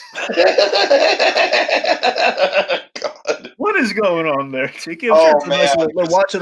Remember, they're going to watch Rudolph. So Dimitri wants to watch Rudolph. So I wonder if that happens. Just all out carnage. Like Dragon again. I like that it's a little bit more realistic scale than season 2's fight, but it's still bombastic as all hell, man. Especially with the Christmas music. It is. I love plus we have a whole bunch of wonders in this too, and which is really cool. We use like the big space. It does look really cool, man. It's a clever kind of like. I feel like they did get some complaints about season 2's being a little unrealistic, even though it was a lot of fun. So I think this was a perfect compromise. They scaled down the location. You're not in a location where there's a bunch of adults that should be interfering but aren't anymore. It's very much just kind of like a freeform brawl for the kids to engage in. And again, like I said, Dragon, the fucking the hard rock Christmas music just makes it, I think. Certainly, I love like they're doing like Carol of the Bells in there too. A little bit of that in the score, but that's what I'm saying. I love that. Just as they're entering peace talks, everything breaks down. The home invasion aspect makes it scarier than the school to me. That's what makes it really like the minute that kid gets thrown through, like, oh my god, and there's entering like we heard, and again, like they're using like the veiled excuse. Heard you were having a party. Where no, you were not invited to that party, lady. It's a home invasion. You're breaking your parole, man. But yeah, it's a really such a well choreographed fight, and again we have like the big Hawk and Dimitri moment. Again, Hawk's opportunity for change. He teams up with Dimitri versus like breaking the arm again. It leads like this awesome back-to-back fight. It's just great. And basically, John Kreese has turned the valley into a war zone now. Well, there's a lot of destruction. Some great wonders. Sam versus Tori. That's a big one. Oh yeah. Again, the Miyagi photo, man. When that Miyagi photo is destroyed, and then we call back the no fear lesson, man. It's like, oh man, now she's going down. Where again, you see that Kreese turned Tori into an absolute sociopath with his teachings, and I feel pity for Tori seeing how Kreese is kind of nursed just all her hatred into something really negative and really scary. Sure. Dehumanized her. And Miguel has fought his way back to original, in fighting the original bully who started it all, which is quite nice. With Sensei in his head, does the awesome flippy kick thing. It's like, yeah. Honestly, Tegan, then we have, so after that's all great, that's all fine and dandy. That's a great sequence. How can it get any better than that? Well, of course, there's going to be some aftermath because Johnny's going to come back and then Miguel's going to be beating the heck. Yeah. Dragon, let's wrap this up as quick as possible, okay? We have the dojo showdown. It's very much like the Daredevil season 3, kind of three-way fight in a sense. It's really cool, man. It's Johnny falls right in the Kreese's trap. And I love it. Kreese has been keeping Robbie there, just waiting for him to. Oh, it's about time you showed up. Like I have your son now. I do like that. I do like that. You gotta wonder how long Robbie's been hanging out there. Kreese is just like, no, just sit and watch some Netflix. Your dad will come eventually, and it'll be a really dramatic reveal. Yeah. Well, he's bunking there, so it makes sense. He's going to be there anyway. He's just going to train him hard. Right, yeah. Sensei's not going to do that. So again, Kreese is trying to build Cobra Kai. He's trying to build a family within Cobra Kai with the Lawrence family. Which again just completely brainwashed Robbie at this point. The fact that Robbie is now he's trying to turn his father at this point. It's like, no, Dad, listen to him. Like you're trying to tell him to listen. Darth Vader move right there. And oh my God! Then we intersect the whole point. But we're not going to go exactly through the flashbacks. We intersect the flashbacks with the Vietnam. Oh, okay, yeah. We're not going to go through it beat by beat or anything. No. I just I love how it just all ties together, the Cobra and the pit and everything. It's just, oh man. I got to admit, it's kind of a buy they would do. It's absolutely something that just sticks to landing. Got to admit, it is a bit of a buy that, so the Vietnamese are going to take prisoners, going to make them do karate against each other into a pit, but it's cool though. It gives the namesake. I don't care. I know I feel that's more earned than the school thing. Honestly, it's like, well, it's times of war. They're crazy. I don't know. Also, I think we did pass over the Cobra and the dealership. No, I mentioned it briefly. I couldn't place exactly where. I think it was 7 when it happened. Well, so we'd be remiss to not bring up the moment with Louis and Danush. Yeah, by the way, Danush came back in a nice way. Louis just like, I ain't afraid of no snakes. I ain't afraid of no snakes. Touch me. God. I feel like that might be the biggest laugh out loud moment of the season. Right, so the battle over the snake. Louis jumping into Anush's arms like Scooby-Doo and Shaggy. Very funny. Anyway, so we have this intense battle over the snake pit, and we have the ultimate resolution of our whole flashback narrative, which is that Kreese became Captain Turner and lost his way completely when he learns that his girlfriend died, and he kept that from him, which is really unforgivable and really mean. He literally snuffed out his humanity, and we kind of learned that he lost his way. He essentially killed Captain Turner by letting him fall to his death the moment where he didn't have to make that choice. A very gray moment in war, This guy treated me really badly, and he kind of gave up on us, and now he wants to be in command again. I don't think so. He squashes him out. He falls in the Cobra pit, watches that. He killed a man, therefore the birth of the Cobra and the namesake. It's great. And then, of course, also the traumatizing, oh, by the way, your girlfriend's dead, and I'm going to tell you that right when you're getting up to face me, so you're going to be off your game. Mm-hmm. Absolutely, and then so ultimately, this is all great. And again, then Robbie justifiably gets knocked out. I mean, I love that Johnny didn't want to do it, but literally, he was very defensive. And he just kind of threw him into lockers by accident. He feels horrible about it. I love Luke's running kind of sassy commentary here. Johnny and Daniel, try not to get murdered. Robbie, I hate you guys so much. Literally, there's a bit in that fight. Remember, where it's like, no, don't kill Kreese. Don't stab Kreese. Don't kill him. Or where it's like, okay, he drops it. He abides. He doesn't kill him. He drops the thing. He drops the side. Yeah. Anyway, so then awesomely, I love it. Just as Kreese is about to suffocate Johnny, again, as he did way back during Karate. I got to admit, Dragon, for a split second, I was like, oh my God, are they gonna do it? That would be super dramatic if they killed Johnny. I mean, the show's called Cobra Kai. It's not called Johnny. That's what I'm saying, man. That's what I'm saying. That's what I'm saying. I was kind of having some flashes of Bates Motel or something, where it's like, oh God, if we've got one more season left, I don't know. I was worried for just a second. Especially, I'll tell you why I was worried, Dragon. I was worried because with the alley stuff, I feel like we hit a point in a lot of TV characters where it's like they've achieved pretty much everything they want to achieve on a just on a fundamental level. You know what I mean? With the alley stuff, it wrapped up a lot of Johnny's arc. So I was very worried where it's like, oh God, okay, like, he's on a good path in life, he's got his kids back, and now they're gonna take him away from us. Thank God they didn't do that, but I was definitely fearful of it. But I love that we now earn the team up after putting everything they learned to the test. Here, Daniel Russo comes in to save Johnny from being choked. Like, he's now acting like Miyagi did. He's kind of saving the enemy of the enemy, so to speak. Again, he's now kind of moved past the enemy thing. I love almost like have like a Daredevil color link thing here. They're wearing black, and Sure. and the Kreese is wearing the gi because he's all karateed up, and then we have LaRusso in the blue and white, like his headband. He's wearing the blue white shirt, just like the headband, which is perfect.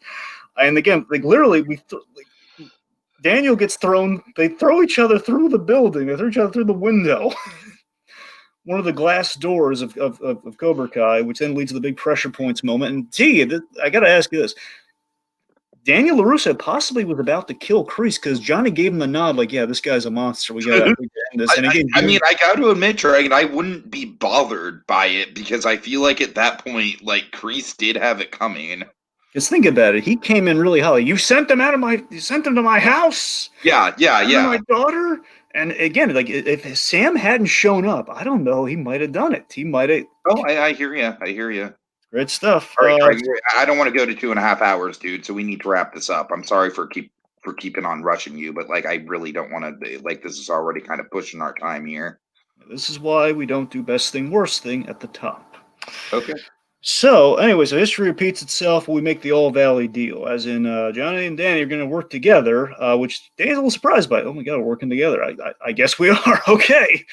That we're going to, we're going to defeat Kreese, and at the loser, Cobra Kai is going to go away, which, again, is going to be a big status quo change. It's going to be interesting, given the namesake of our show. And the two senses are united. We'll see. And the big thing people want us to talk about, we got to talk about before we go real quick, is that Terry Silver's coming in the next season. Terry Silver. Hey guys, I haven't watched any of the Karate Kid movies, so I need to catch up on them before season 4 for sure. I keep hearing the name Terry Silver. I don't really have a big point of reference for him. Yeah, just Terry Silver. He's the most outlandish and over the top of the Karate Kid bad guys. Is he from 4?